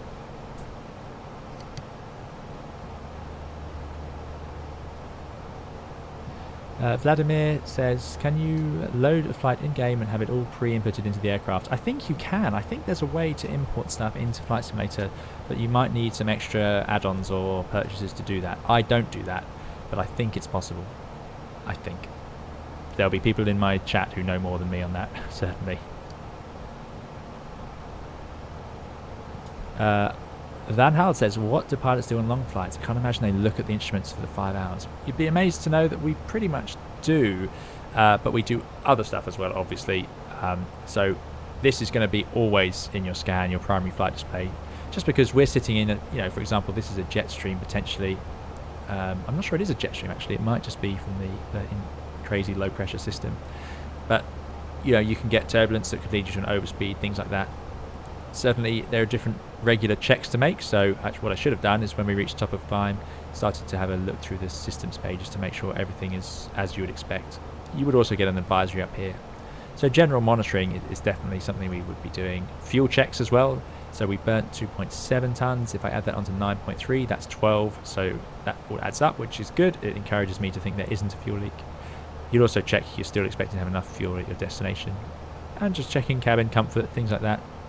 Talking to the cabin crew, checking passengers are comfortable, checking the weather as you go, thinking about diversions. So we're now running past the south side of Iceland.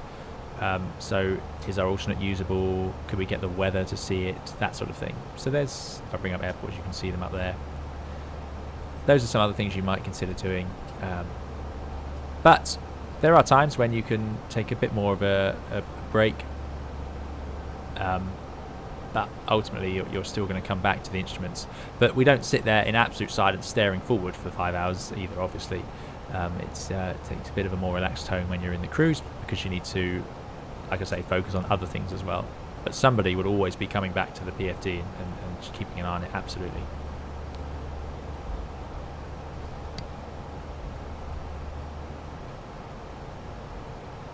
Vladimir is considering X-Plane 11 for more tube liners, but I do enjoy the ability to put the flight in game from the planner, then have it pre-configured. So if you're struggling with setting up the Airbus, then you can go to some of my older videos. Some of my first ones show you how to set up the Airbus from cold and dark and load in the route and everything. And once you've done it a few times, you'll probably find it's not too difficult for you. So that is an option if you're interested in doing it. But I must admit, the Flight Simulator feature is very neat, the way it loads it all in straight away. I just wish it was a little bit more accurate and reliable.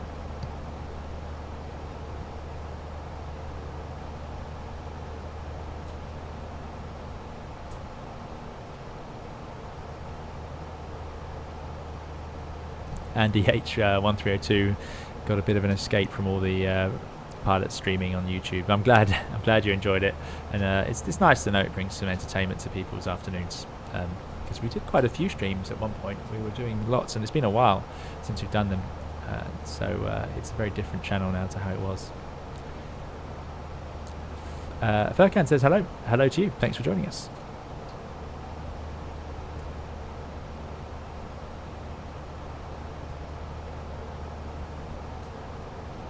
Alex D says, yeah, it's a jet stream. So that's, yeah, there you go. That would make sense. Because even if it's very windy low down with the low pressure, you don't tend to have 100 knots up here unless it is a jet stream.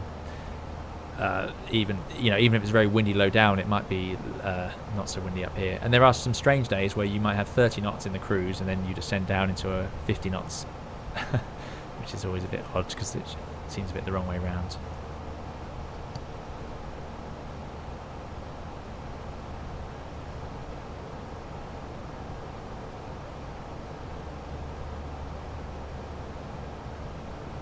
Alex says, have you flown the A350? No, I have not. But it's something I'd... well, I don't have the flight factor A350, but I know it's quite popular. On my Discord, it's had a lot of attention recently. So that's something I'll definitely have a look at for maybe a future video. But I'm most excited about the A340. Definitely excited about that, coming from ToLiss. Something I haven't done. Let's bring up the Avi tab. And we should also have a look at what we're going to do after we land. Very easy to do what I've just done and totally dismiss it.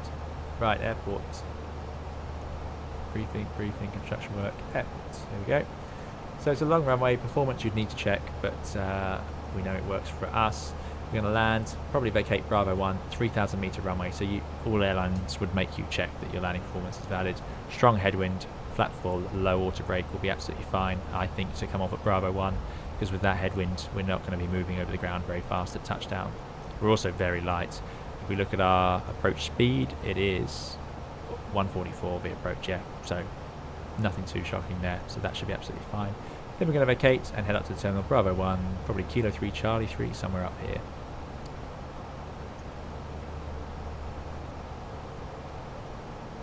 Jace says, eat a chicken nugget on the plane. I don't know if any airlines provide chicken nuggets. But that would be nice, but I don't think that's one of the things you can get. Sim 737 pilot has a great question. Is your real-world EFB the only way to tell if a runway you plan to land on meets the minimum lengths? Yes. Pretty much. You need to have the charts of some variety, so you need to know where you're going. The A320 doesn't have it. It has a database, it does know some things, but there's no realistic way to load in performance. You can just load it into here, which it uses for ground speed mini and descent calculations, that sort of thing. But the A350 is much cleverer. The A350, as far as I understand it, I'm not type rated on it, so this could be nonsense, but some people may know. The A350, you can put in, it can download the weather, it can work out your landing distance, it can tell you where you're going to vacate, all of this sort of stuff, all in its own mind, because the EFB, or electronic flight bag is what EFB means, is integrated. Whereas the Airbus was obviously, the 320 was designed before we had electronic flight bags. So it was designed to have paper charts, which you can see this clip here, that's what that's for, over on the FO's side, there you go, that clip. You have a chart here, you may put it on the tray table, and that's why you have a light up here, which shines down onto it. But of course, when you have an iPad, you don't need that. And that's how it was designed. It's not integrated really at all. So that's why we use this for our distances. You might have a QRH, a paper QRH to work out your performance, or maybe an app. There are airlines that have apps as well, which is great, where you can just type in the weather and it calculates things for you.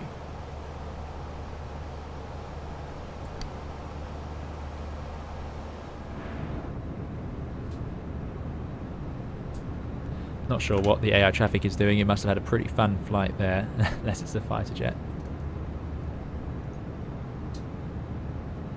Vladimir says that's why the tablet holder on the left looks like it's been bolted on. Yeah, they pretty much have been. They're usually bolted on. They might have been screwed in. They might even just be using sort of suction cups onto the window. That's very, very common. The company that came up with that idea of the suction cups was way ahead of its time, because so many airlines use that same system. So yeah, it's just an addition really, even on the NEOs typically. Whereas the more modern 787, 350, 380, they have it integrated much better.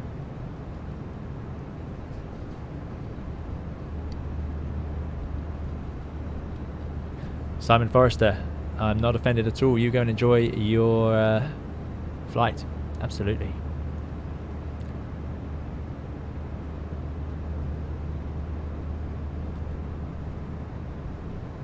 Alex is asking, with the type rating, can you swap Boeing or Airbus? You can swap. So if you fly an A320, you can be retrained to fly the 787 or the 777. Absolutely. Yeah, you just need to do the new type rating. Steve, thank you for subscribing. I hope you're enjoying the stream. Steve Pascucci, I hope I'm pronouncing that right. Window seat, our resident engineer, so here's the correct answer, says the EFB on the new A320 family comes pre-installed, all wired up, subject to customer requests. So there you go. So they are adapting, so now you can have it integrated. Window seat, does that mean it can know things like aircraft performance, or is that still reserved for the bigger Airbuses?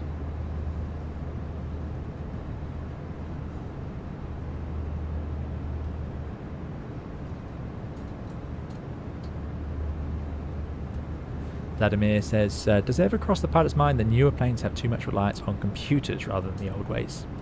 Well, it's an interesting question, and it's a huge topic in aviation, obviously.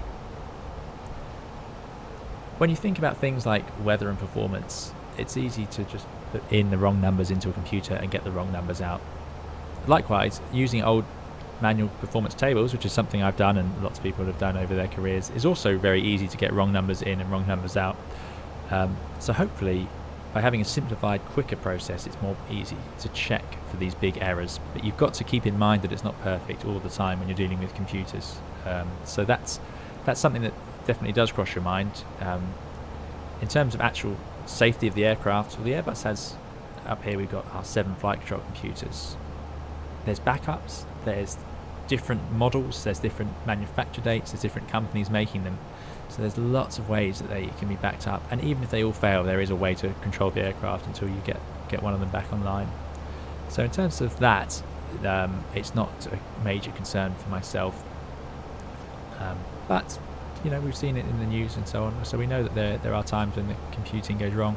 But likewise, all through the history of aviation, reliability and safety is a huge part of it, and its amazing safety record is always a testament to how much testing goes into these things. So even when you just have pure mechanics, there's reasons that can go wrong as well. But as I say, the safety is just incredible because huge amounts of testing, data, and incredibly clever people work very hard to make sure it is safe and incredibly reliable.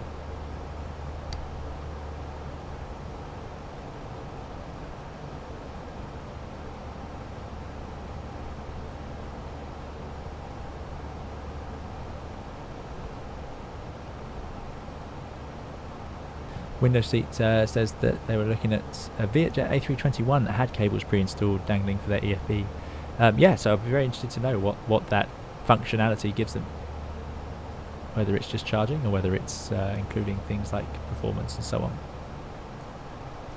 Cotton Cuddle says, have you ever landed at St Martin's Beach? No, I haven't. I'd love to, but I haven't. DG27, good to see you. Thanks for joining us, David. I hope you're doing well. Have you ever had map shift? I've seen it, yes. Yep, you can get a bit of if you get a navigation issue, you might find this shifts around, and that's where you need to sort of revert to headings or more traditional forms of navigation and diagnose it. We have procedures to do that. It's very rare though, very, very rare. Usually there'll be a fault perhaps with one of your IR systems or maybe the GPS, something to confuse it. Mert says, if you had a chance to choose between being commercial or fighter pilot, what would you be? I'd be a commercial pilot. I would love to fly a fighter plane. I wouldn't like to be a fighter pilot. If you said to me you could go and fly around in a Eurofighter Typhoon without having to do anything other than enjoy flying it, then yes. But if you speak to someone who's flown in the military, they have an incredible amount of additional work and skills. It's an amazingly difficult job, and I'm always very impressed by people who manage it, because they don't just have to fly, they have to do everything else with extreme precision.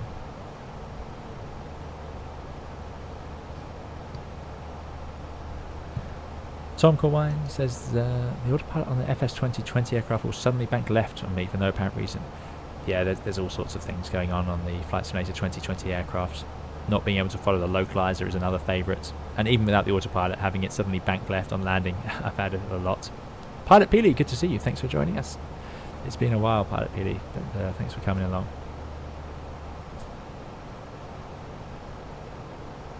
Sim737 Pilot says, less chance of user error with data input boxes, with stipulations that it won't accept wild numbers out of spec. Exactly. That is an opportunity for computers to do it with more robustness than we might manage on our own.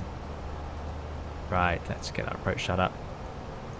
Something we can have a look at is these constraints. So we've got this amber asterisk at 340, so it's concerns that it won't be able to reduce speed in time by, presumably, well, let's see what speed limit it wants. It wants to be at 250 knots because it's preparing to be 250 knots by flight level 100.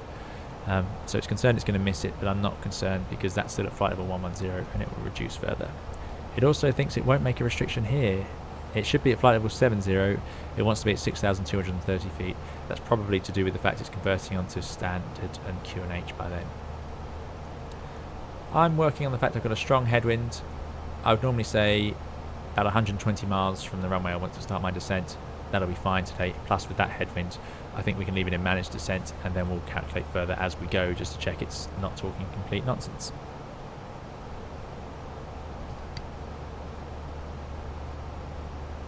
All fine, Pilot Peely. I hope you're well as well. These days, someone being busy is typically a good thing.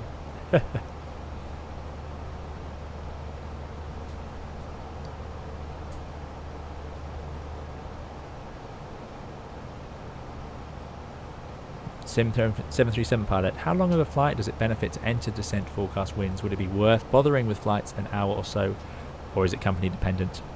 Yes, company dependent. For an hour or so, it's not too exciting. You could put it in.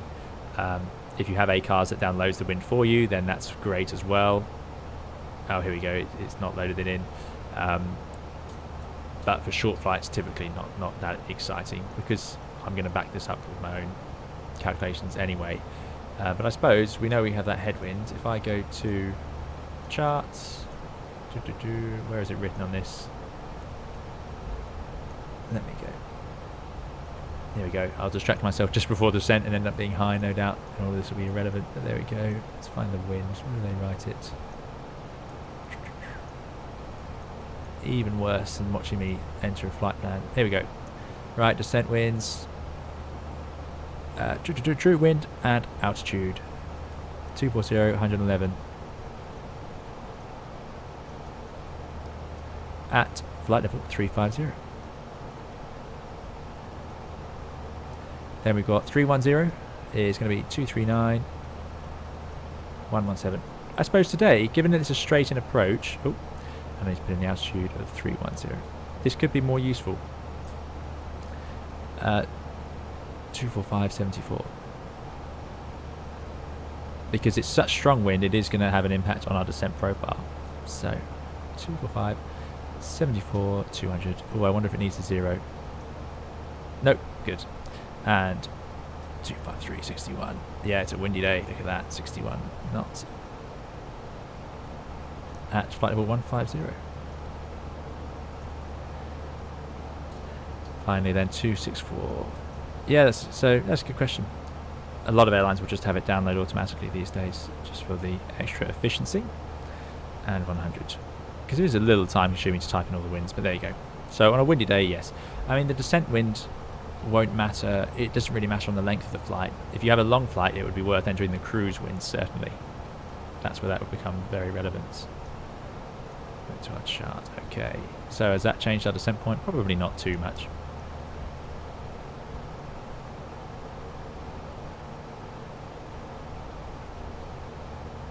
Alex says, could you explain the few point and anti-ice logic to me? It always confuses me.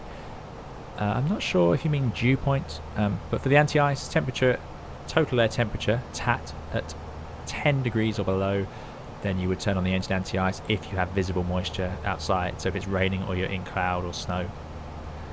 You don't need to do that once the static air temperature, SAT, is below -40 for the climb and cruise, but you would need to do it in the descent and on the ground anyway.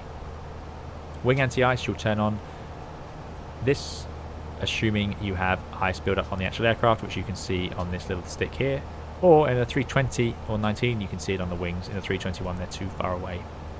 There was an interesting discussion on my Discord about the wing ice switch. When would you use this? And it's to look at the wings or visibility on the ground in low visibility, but on a 321 you can't even see it.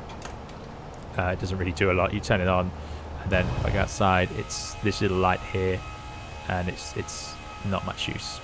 The wings are just too far back.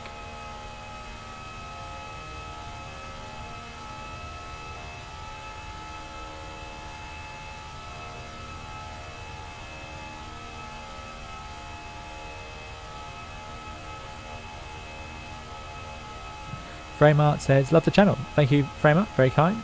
And they say, when they descend, they usually follow altitude restrictions in the MCDU and then just set the target to 1,000 feet. How would you do it? So if you're cleared by air traffic control for an unrestricted descent, then I would follow the safe altitudes as we go down. So what I mean by that is, like today, I'm going to use managed descent and let the airplane choose it, effectively VNAV to those of you who are more used to Boeing. But what I'm going to do is, I'm not going to select 1,000 feet in the window. I'm going to keep selecting the altitude I know is safe. Typically in real life you won't do it like that. You'll have air traffic control giving you other clearances. So for example, I've got to be above 110 at air tier. So that's my first altitude. So let's have constraint on here. That shows me that 11,000 or 110 in this case. So I'm actually going to put in 11,000 because I don't want to go below that, and I don't want to be looking the wrong way or get distracted by something else, or maybe you're going to turn off route slightly. So I don't want to be leaving the airplane with an unrestricted descent all the way down, because 1,000 feet is too low, it's unsafe. Now I know why you're doing that, and in Flight Simulator, if that's what you want to do, that's fine, but the risk is the airplane will descend to that altitude on its own. I don't know of any reason you'd end up doing that in real life, because nearly always you'll have air traffic restrictions, and even so I would just follow the restrictions step by step. So once I get through 11,000 or to that point, I can go down to 6,000, so I'll then enter that. Right, time to begin our descent, so let's go. Managed. There's, we get out blue there, which is great. It's flight level 110, so it is armed, it's going to level off there, and down it goes. It will eventually intercept its profile. It should do about 1,000 feet per minute initially, until it gets onto the vertical profile. Sim 737 pilot, is there a star for BIKF? Yes, there is. We are doing the, let's bring it up here, just to prove it's in, NASBO 1 Hotel, or NASBO 1 Hotel, I can't remember which it is now. The Beast is saying to Salmeo, why do you not go to Flight Simulator 2020, says Salmeo, and as the Beast says, it's got a lot of bugs, so it wouldn't be very fun for a full flight yet, because there would just be so much confusion as I try and work out why it's not doing certain things. My biggest issue is its unrepeatable behavior, so one day it does one thing, the next day it does another, so it would just be not very entertaining. I know this may not be entertaining as well, but it's at least it is Airbus, and it does behave like I'd expect. I'm considering a Microsoft Flight Simulator general aviation flight. It's been suggested before on the Discord.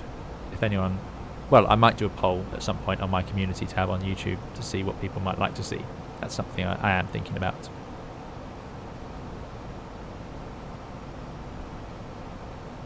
Frame Arts, you're welcome. Thanks for asking. Richard V, I'm not sure if I said hello to Richard at the start, but Richard, thanks for coming along. Richard, one of the moderators on Discord and a long time viewer, so thanks for helping out today, Richard.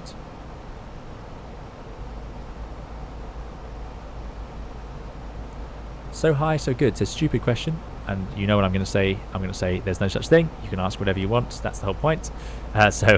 Thanks for asking. It says, when ATC gives instructions to descend to flight level 10, I assume flight level 100 will take that to be, from cruise level, where's the descent rate ATC expect? What's the descent rate ATC expects from you? I've never got to figure it out. They expect you to do whatever you're expecting to do. They don't want you to descend slowly. So if you start descending at 300 feet per minute, that could be annoying to them. But if they clear you to descend and you're not ready to descend, you might do 1,000 feet per minute. They might ask you. So something you do here is descend flight level 110, 1,500 feet per minute or greater. And in that case, we've got to do at least 1,500 feet per minute, maybe more. And then they might say your own rate of descent, and then you can do what you want. Because they know we want to fly around as efficiently as we can, so we want to have the engines at idle for our descent.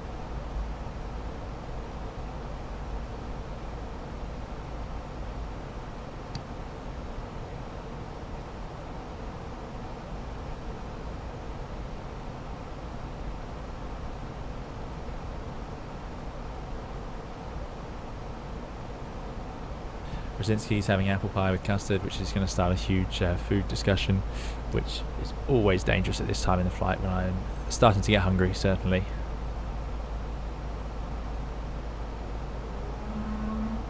And the H1302 says, would watch 2020 GA, but has to be explained for airliners. Yeah, I agree. I wouldn't have the patience for the jetliners at the moment. I do like the citation Bravo, but I have no idea how accurate that is in Flight Simulator. I have no clue. Dougal's already had his dinner. There you go, you've beaten the rest of us to it. I hope it was good. Adam Lynn, recently found on YouTube. Thank you so much for coming along, Adam. I'm glad you've been enjoying it. And yeah, there's plenty of videos on the channel if you'd like to keep working through it. Carlos Martins, thank you for subscribing. I hope you're enjoying the stream or the video. If you're watching a video, as I say, I don't really know how to tell. Nicholas says, was that a motorbike we could hear in the back? No, I think it was a very noisy, fast car. Alex D offered espresso, we got busy. Oh dear. Cotton Cuddle says, do you get better food than the passengers on as a pilot in flight? Well, that depends on the airline, absolutely. But no, would be my instinctive reaction, because depending on who you fly for, all different airlines have different setups. So low-cost airlines may not even provide food unless they pay for it, but there's no special food for the pilots or anything like that. There'll be, depending on the airline, separate crew food and so on. But in terms of whether it's better, it's going to be whatever is agreed by that airline and who they buy it from. It's usually different, put it that way. It's not going to be what the passengers are buying, because that would be set up as its own little business. Smooth Flying, thanks for joining us again, Smooth Flying. I'm not sure if I should switch to Microsoft 2020. What do you recommend? Well, if you fly the Airbus, then I would say no. For now, it's not worth it, and that's why I'm streaming and explain. If you like just the scenery and you want to fly around different towns, the scenery is incredible. When you fly over Italy in Microsoft Flight Simulator, it looks like Italy does in the real life, or Germany or London or wherever, and that is an amazing achievement. So the scenery is stunning. If you want to have accurate systems and deal with ECAM and PFDs and bleeds and things like that, then for now, no, it's not ready. Pilot Peely says, are you flying regularly now or still a bit quiet? Still a bit quiet, but flying regularly enough. And he says FD2S takes sandwiches. So there you go. Yeah, so as with all food, you'll never please everybody with food.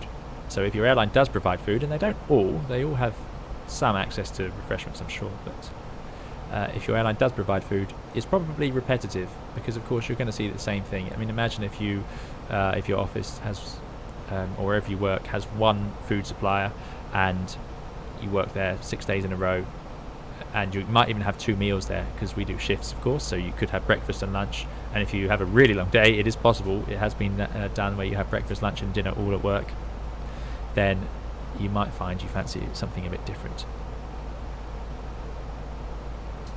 No problem, Smooth Flying, you're very welcome. Spidmax, good question. How do you know what cloud could cause trouble for a plane, like heavy turbulence? So typically this sort of cloud is not concerning, because it's flat, uniform sort of thing. If they were sudden tall build-ups, then that would be a concern. Another giveaway is, of course, the weather radar. Oh, normally that would be on, doesn't work. So the weather radar is down here. It doesn't work very well in the ToLiss. It works better in Microsoft Flight Simulator, actually. That's one thing that does work. And it would show you where the rain is. So if you'd have red, and it can even show turbulence. So red and magenta, where there's heavy rain and turbulence. So those ones would show up on the display here, and you'd have like a circle, and you'd know you need to avoid it, because it would be very rough inside and very unpleasant to fly through. A random Scott says, breakfast, lunch and dinner, what's that, 3 sandwiches? Yeah, well, again, that'll depend on your airline. But yeah, you get all sorts of different things.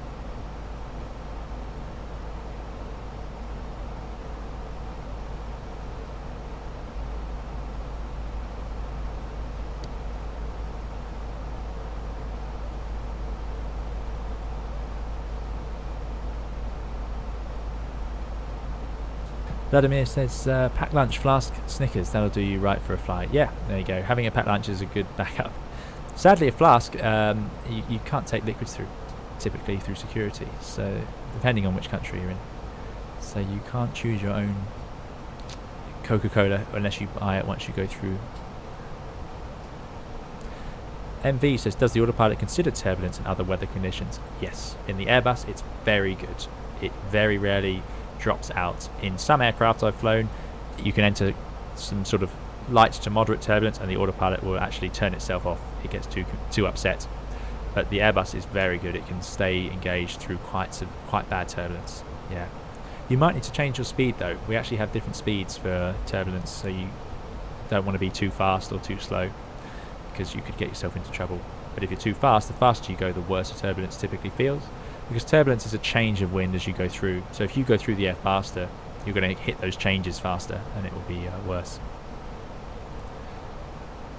Jen Timothy says, is heavy rain usually accompanied with strong turbulence? If it's underneath a thunderstorm or something like that, yes.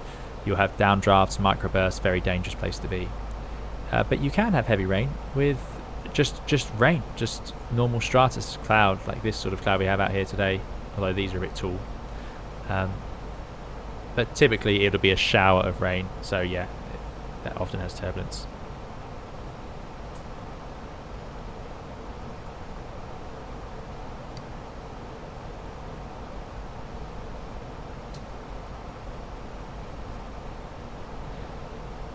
Jimmy Boab says, does the angle of the airplane icon, yellow bottom left window, reflect the strength of the lateral wind? Yes. So that is my heading, 280 degrees, which is the yellow dot, and then there's actually a line which is my track. So you can see here that that's 7 degrees of drift, and because I'm going quite fast, that's what it is. If I was slower, that might be a higher angle. But yeah, and you can see up there the wind, 246.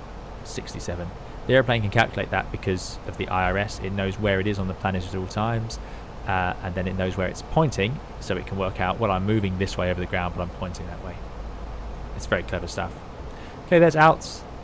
We've got to be below 11,000 feet here, 7,000 feet there, so let's go 7,000. Managed. We're going to get a bit high now, so it will dive down a bit. Thrust idle descent. The Beast says, what is the point of keeping a flight director on during the cruise? I don't see the purpose here. Well, the autopilot it works without it. It should do anyway. So I can turn off the flight director. You'd never do this in real life. And you can see the autopilot carries on. But I need to know what the airplane wants to do and what it's actually doing. So I need to know what the flight guidance is commanding, which is where the flight directors are useful. There you go. Now it wants to reduce to 250 knots. It's not quite going to make that. It's a bit fast. So can use some speed brakes. Something that in real life I would keep my hand on it. Sadly at home I don't have that, so you will probably see me forget soon. It's gone into speed mode, so it's targeting 250 knots. So I will allow it to reduce. Below 10,000 feet, let's get those landing lights on. 10 minutes for the cabin. Seatbelts can go on. So we always fly with the flight directors on, basically. I want to see what they're doing, and these modes tell me what the flight directors are going to command. If you turn them off, you're just seeing what the airplane is doing. Also, no reason to turn them off. Okay, speed's back. And we're actually slightly below profile now, so that's looking good. Distance to the runway, 30 miles to go. We need 9, 18, 27 miles, but we have a 60 knot headwind. So normally we'd be a little bit high, but because of that wind, we're actually fine. It'll be, I think, fine from here. Soon we're entering the clouds. Air temperature outside is below 10 degrees. It's currently 2 on the leading edge of the aircraft, so engine anti-ice goes on. Sim737 says, there isn't a flight detent for the A320 you can use full speed brake. Yes, it isn't going to give you full speed brake, but the Airbus is very clever, so if I go to full, it'll give me full in-flight speed brake. It's not the same as the ground spoilers. It's a different thing, so the computers know that. When I arm it, then when I land, it puts up the ground spoilers, but they're not the same as the speed brake, which is like that. In a 321, you can use all of it. In a 319, you can use all of it. In a 320, you'll only get half speed brake. You can move this further, but nothing happens. They just stay at half, unless you disengage the autopilot, and then you get full. Something to do with the way the autopilot interacts with the speed brake. It's all very complicated stuff that I'm sure they've tested a lot. something to note that now we've turned on the engine anti-ice, we're probably going to get a bit high on our profile because we are going to find ourselves having slightly higher idle engine speeds. Certainly in the real airplane you would. Right, 7,000 feet here, which is about where we're leveling off. I'm not sure what the descent profile is doing. So next, Adoba, below 6,000 feet to 230 knots, and 2.5 at KFI 28. Right, let's bring up the LS, get ready for the approach now. Time to set the QNH, which was 991. Just check that Avitab hasn't updated to include it. Airports. I don't know why. Oh, there it is. Right, QNH 990. Excellent. Probably I was doing something wrong earlier. Still a 30 knot headwind on approach with vicinity showers. CBs. So CBs would be associated with turbulence, yeah. So that's not great. So that might ruin our plan, because even though we have nice steady wind on the ground, because we can see that the terrain is actually how are we doing? They're in good. There's not too much terrain, so even though it's strong wind, it's coming in over the sea. I'm hoping it'll be quite smooth, but the CBs may change that.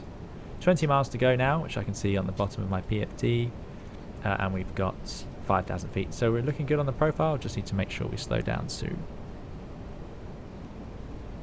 DG likes the ToLiss. Yeah, I absolutely agree. It's very good. Sim 737 pilot is still learning the Airbus. Yeah, absolutely. It's got a different philosophy, but they're still ultimately works like an airplane, really. Just got to learn the new names of things. Wouldn't really need those arms just yet. So it's trying to slow down. Oh, it's an open descent. Right, let's go. Managed to give it a bit more room. Right, we're going to need to activate the approach phase. I can check on here. It's not going to do it until after KFI 28, which is just, it's too late. Let's do it now. The approach phase is active. So now in managed speed, it's going to reduce to green dot, and then as I put out the flap, it will reduce further. I can see that the approach speed it's targeting is already 160 knots because we've got 44 knots here, and on the ground it's expecting 24. If I put 30, we're going to see that approach speed reduce. Oh, 270. 30. There you go, 157. Because now it's expecting that wind all the way to the ground. Speed out star. Okay, so we've got the India Kilo Whiskey identified, which is our ILS. 108.5. Next altitude constraint, 2,500 feet. So set that to hundreds. 2,500. Let's do it in vertical speed now. Set 1,000. 220 knots. Time to start slowing down. Flaps to 1. Engine spooling back, and well within range to arm the approach. So I can arm that, and as we said earlier, now I can arm the second autopilot. Autopilot 1+2. Glide slope is blue and armed. Localizer is now active. Now this could be interesting because it is looking quite rocky and turbulent out there. Sean McGuire, thanks for joining us. I'm glad you've enjoyed the videos, and yeah, good to see you join us live as well. Thanks for coming along. Sim 737 pilot completely gets it. The biggest pro is having this tray table for food. Yeah, the tray table is fantastic. It gives you a lot of capacity to write stuff down, work things out. It's really nice, yeah, to have that. Okay, let's reduce that vertical speed, get the speed back. Strong headwind though. Our ground speed is only 175, so when you have a strong headwind like this on approach, it does make it a little bit easier. Okay, coming out of the clouds now. Here's Iceland. Oh, the scenery's not too bad. Still nice and... oh, no. Back into the cloud. I want to get flap 2 out. That's flap 2.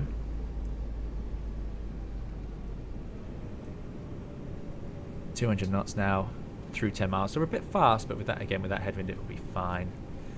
Waiting for glide slope start, and then I can put out the 3,000 feet for the go around. So glide slope start is now on the glide slope. This can go to 3,000.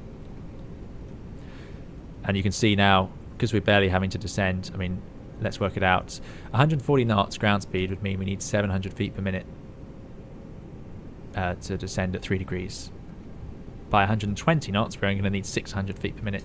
So the descent rates are going to be quite low, which will make it very easy. So let's configure it a little bit later. Ice not detected is an interesting one. I've never seen that in the real aircraft. I don't know which airlines have it. It must be a paid for feature. it presumably means the aircraft has an ice detector, but a lot of Airbuses don't. You just have to look outside. There's a radio altimeter coming alive at 2,500 feet. Sensible, pretty much matches up, and it should be perfectly equal over the water. I think we're just over the last bit of terrain now. Yeah, so soon they'll be equal on the water. We will get to go and do a replay. One of the magics of X-Plane is that we get to have a replay. Johan says, thanks for teaching. Really wants to become a pilot. Good luck to you. I hope you do manage it. It's a dream for a lot of us, and it's yeah, it is amazing. And I hope you get to enjoy a bit of Flight Simulator as a result of these videos. Hopefully they just give you a bit of extra information. Right, gear comes down. Arm the ground spoilers. Get those last lights on. Final approach now. You can see 2 whites, 2 reds looking good. Okay, let's go flaps to 3. 2,000. A bit high on that glide slope, so hopefully the airplane corrects itself. Not sure why it's doing that. Unusual for the ToLiss. I'm just going to let it descend a bit before I put out flat 4, otherwise it may struggle there. Let's bing bong the cabin crew, and now that's cabin ready. Come on, normally it's very good at the glide slope. I'm surprised. The real aircraft I've never seen let itself get this high. Flaps to full. Interesting, very interesting. Let's have a look at my landing checklist here. Cabin is secured, auto thrust is in speed mode, ground altitude is set, EKMMO is landing with no blue. Right, very interesting. I've not seen the ToLiss struggle before at this. Oh well, I suppose there's only going to be one thing for this then. Let's see if I can set it up. I've got, yeah, 3 whites out the window, so autopilot off. Flight director off. Let's bring the bird up and try and get ourselves back onto that profile. Seems to be a bit of a glitch going on here. So let's see what happens. Okay, so we are on that glide slope now. Set that FPV, the bird, on 3 degrees. You might hear the joystick creaking away now for the landing. And there we go. Fully configured. And we'll say we are clear to land. No lights on the runway, which would be helpful. There we go. So ground speed is 115 knots, so somewhere between 500 and 600 feet per minute will be our expected rate of descent. So if we're doing more than that, we know that we could end up a little bit too low. So this is the magic of the Airbus. The fly-by-wire system keeps itself very stable. Now we're just going to start looking outside. We've got that visual picture. Just keep ourselves driving towards the touchdown zone. 400. And I'm just going to keep aiming for the middle. It's a wide runway, as you can see, about 60 meters I think it was, which can change your visual picture. 200.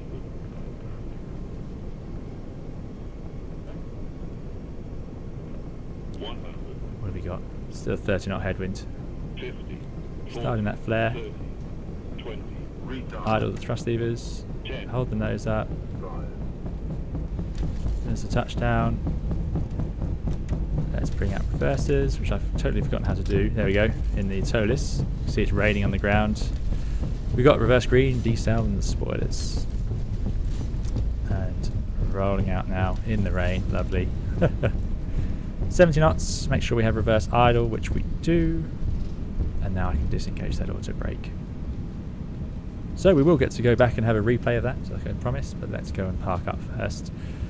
But here we are, welcome to Keflavik in the rain, and the 7 degrees in the rain. We've got engine anti-ice on, and you would need that on because it's raining on the ground, so you need to have something to keep yourself from getting ice on those engines. Right, well that's not a, that doesn't look like a usable taxiway to me. No, look at that. So, let's go forward idle. I'm struggling. There we go. With the controls, trying to swap between the 2 simulators. That's my excuse anyway. Right, so I want to get to Bravo 1, so let's get ourselves off the runway. And this is possible when that headwind is that strong. You'll find yourself struggling to get rolling out down these massive runways. Right, how do we do on the landing? I don't know what I don't know what the vertical speed was because it just shows up on your guys. The overlay I use just brings that up. I don't have any plugins for it, but I think it went okay. It's quite nice landing an airplane in a nice smooth headwind because you get more time in the flare to sort of, you can cheat a little bit and you get a little more room to smooth out your landing. Whereas with a tailwind or something like that, then no, you need to get yourself on the ground. Right, where is Bravo 1? Did I miss it or is it not modelled? Doesn't seem to be loaded in here. So let's get ourselves all the way to the end. I know I've done some really long taxi-ins in my streams before, so I promise this one won't be too bad. We'll get ourselves going in a way soon.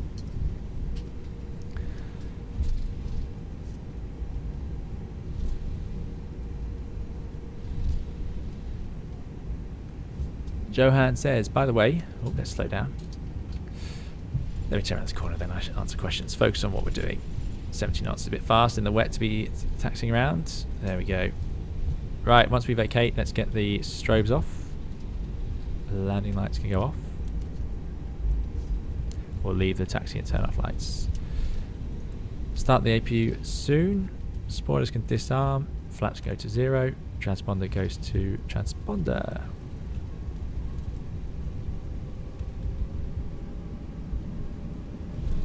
APU starts.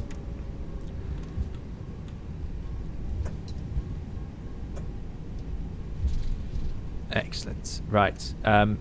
So somebody said, would you start the APU now? You wouldn't need to do it on the runway. There's no point rushing it. But yeah, you'd do it at some point as you taxi in. Certainly. Let it warm up. Let's get ourselves taxiing in. We'll just go and park up whatever stand we feel like, as we don't have the luxury of air traffic today. Oh, it's a bit fast for that turn as well. Yikes. Right, let's see if any of these taxiways. So let's go Charlie 3. Bit of a journey. Get ourselves to 30 knots.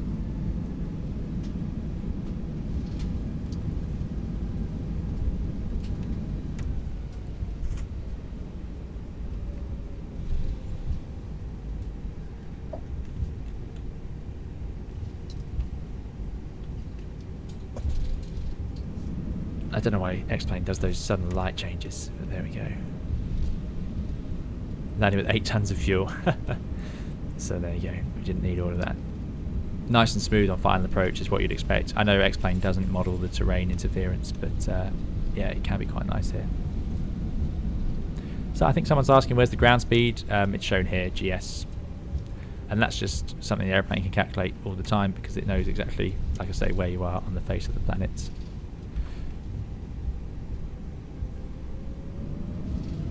Right, 30 knots would be quite normal maximum on this sort of taxiway in a straight line. You don't want to go any faster. The airplane will gradually run away with you, especially if we have a really strong tailwind here. So with 30 knots behind you, as you taxi, the airplane will accelerate and accelerate, and it will go through 30 knots.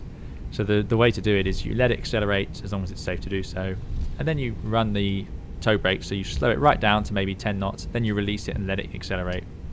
Because they use carbon brakes, and you don't want to keep using carbon brakes over and over again because what you'll do is wear them out very quickly. So you use them per application. If you keep doing little applications, you'll wear them out very quickly. Right, Charlie 3, left turn here. Get that ground speed down to something reasonable for this turn. As I've said, in the wets, you definitely need to do that. 10 knots, there we go. I hope the stream's been looking okay for you guys. I know I had some issues with quality in some previous ones, so I'm hoping the situation is still okay. Let me know what you think in the comments about how the rendering and so on has been on your screens, because hopefully I've got a cable plugged into the computer now. I've got a different computer, so I'm hoping it looks pretty decent.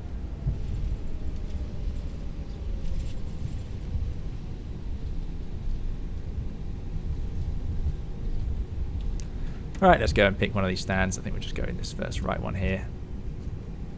Absolutely no traffic around. Surprise, surprise. Oh, the lights just came on. Wonder why. And we'll take, let's go this stand here. So we can turn off the nose lights or they'll blind the ground crew. Try and get ourselves on the centre line. And I have to cheat and go outside to work out when to stop. Oh, not like that. Because I don't have any of the guidance. There are some airports in the world where you have a mirror, which is amazing, but it works very well.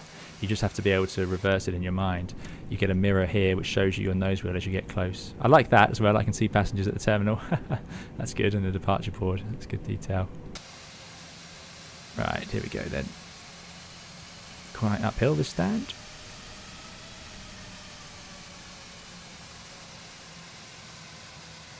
And we'll pick this line. A bit abrupt, but you can only set one sort of brake. Right, so AAP is available. That's taking the ground power. Let's turn off the engine anti-ice. And let's shut down the engines. Parking brake is on. Excellent. Seatbelts can go off. Let those engines spool down a little bit. You don't want those fans turning too fast. And now we can turn off the beacon and the ground crew can approach safely.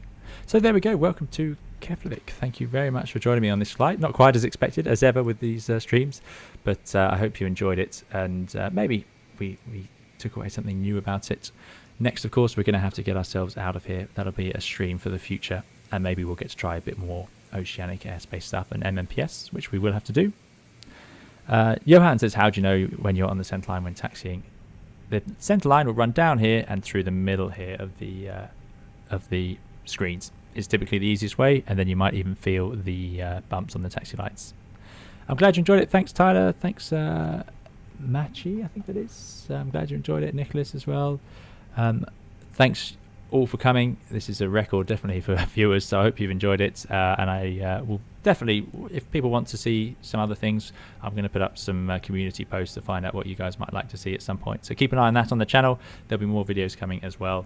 Right, let's go and do the luxury of a replay, which we all love, don't we? Because why not?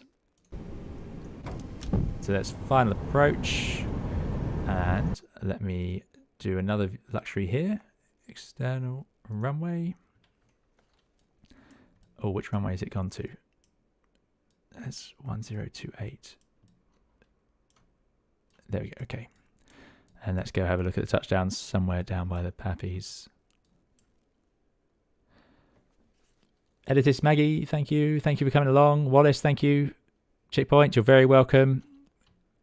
I'm glad you guys have enjoyed it. Thanks so much for joining us today. It's been, yeah, it's good fun. I've really enjoyed coming back to the streams. It's been a little bit of a while. Tornado Man 24 Gaming, thanks for subscribing. I hope you've enjoyed the video. Here we go then. So we'll do an outside view, and then we'll do our passenger inside view for the landing, just to round everything off.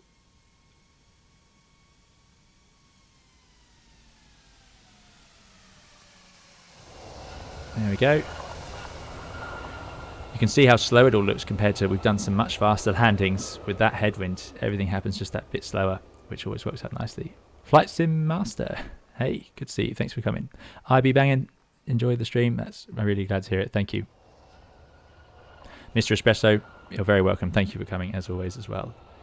Right, let's jump into the cabin. Okay, I think I can hear all sorts of noises. How close are we to the landing? Let's scoot forward a bit. Okay, well, as ever, thank you very much for joining us for this flight. I won't be able to say goodbye and thank you to everyone in the comments, but to my moderators, Liz and Dougal, thanks for coming.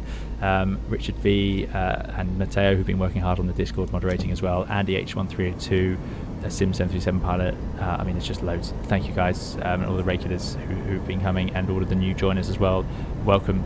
Thank you for coming along. I hope you enjoy the other videos on the channel, and if you subscribe, which I don't normally say, but I may as well say it, there'll be more videos to come in the near future. Let's see if we can get this video to the right point. Right, there we go then. I'll leave this playing. Thank you all. I hope you have a very lovely and safe evening or day wherever you are in the world, and we'll see you again in another video or stream soon. Thank you. Bye bye.